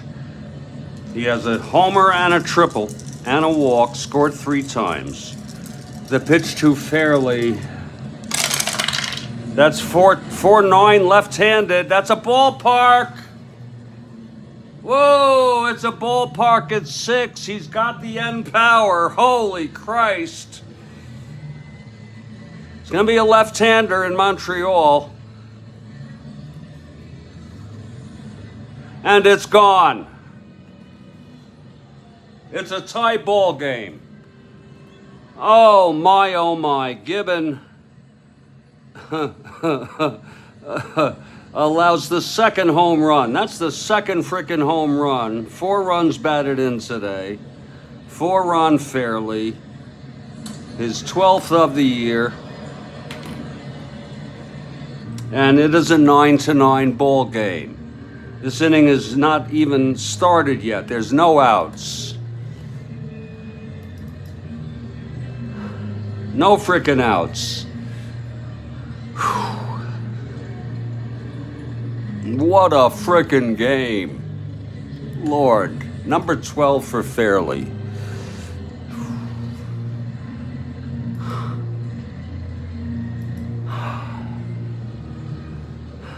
They're going to keep him in. What are they going to do? Take a pitcher out every frickin' time they let up a hit? He's going to face Brand. See how he does here now. Brand 2 for 4. The pitch. That's going to be 4-5. Right-handed. Oh, my Brand. A double down the line. That is it for Gibbon. Oh, my. Oh, shit. 4-5. Right-handed. And it is a double. That's exactly what it is, and that is it for Brand now. Gibbon, I'm sorry.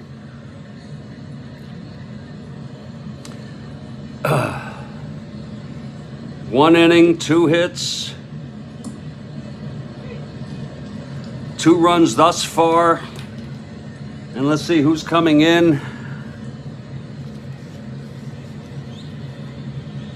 I prefer it not be Belinsky or Del Canton, who already pitched. Oh, Lord Christ. This is just, I don't have enough pitchers for this. I want to see if I want to see something here.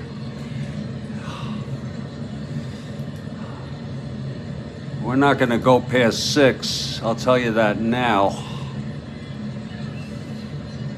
Oh, God help me, please.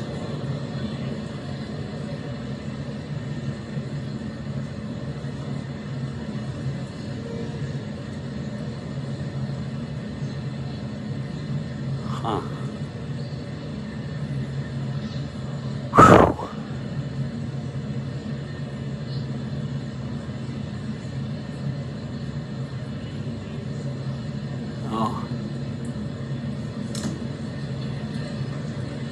Unbelievable.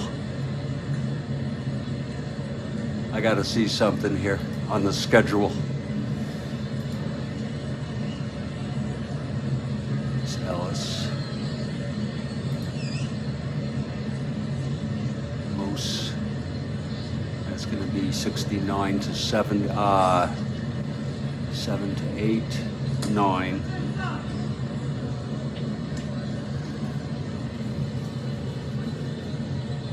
God, this is just too much. I don't know how I'm going to possibly deal with this, but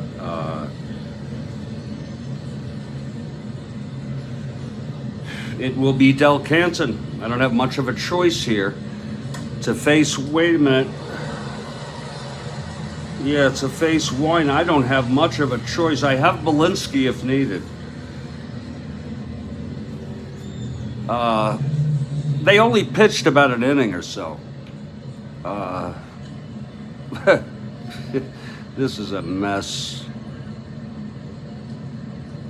Not really going how I'd like it to go, but it's going to be Wine facing Del Canton.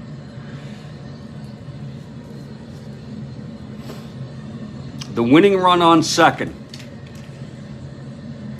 No outs. The pitch to Wine. Whoa, he lays it down. It's a 9B though. Oh, Christ. He's a 9B. Oh, Lord. It's hit to third.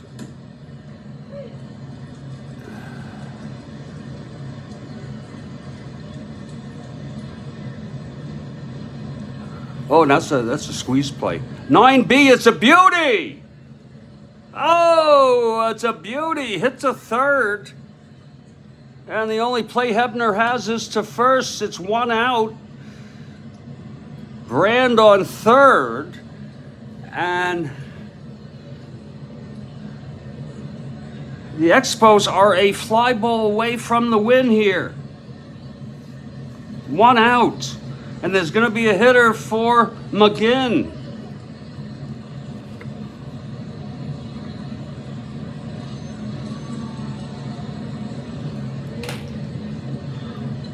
And we don't have a pitcher.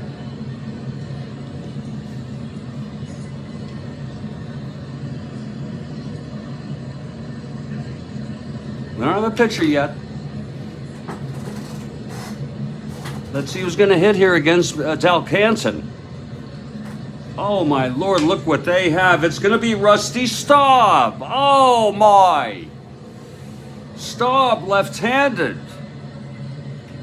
They could bring in Belinsky, the left-hander, but it just doesn't make sense to me.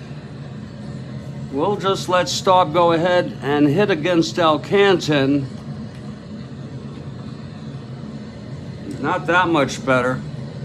Here we go now.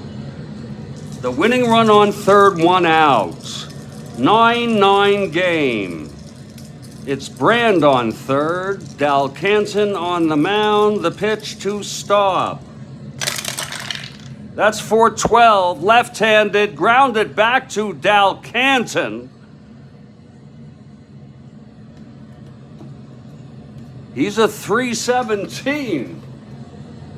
317, 7-3, G3, E17, 4-8, 9, 10, 11. Oh, he boots it! And the ball game is over! Oh, Del Canton booted it! Oh, and Brand comes home. Oh, it was booted. Oh, what a game. The final, Montreal 10, Pittsburgh 9 on a 1-out error by Del Canton with Brand on third. I'll have the wrap up in a minute. We'll be done before 6. Oh, Lord help me, God. Please, oh Lord help me. That's just too much to go through. That's an awful lot to expect somebody to go through, you know. That's what I believe. Karl for the Daily Express to show you.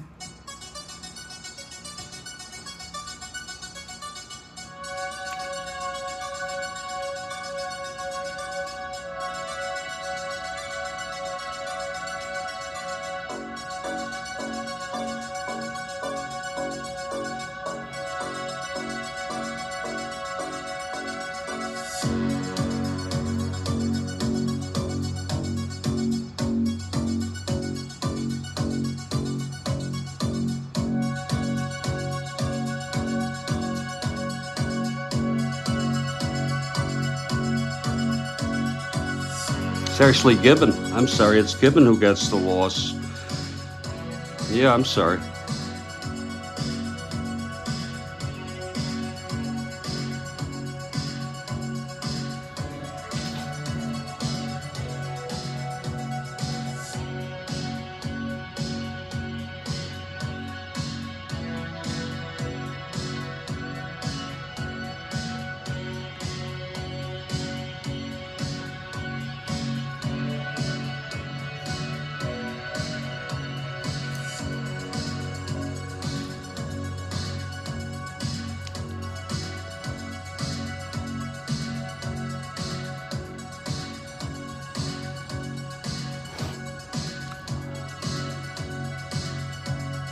Eight, 9, 10, 11.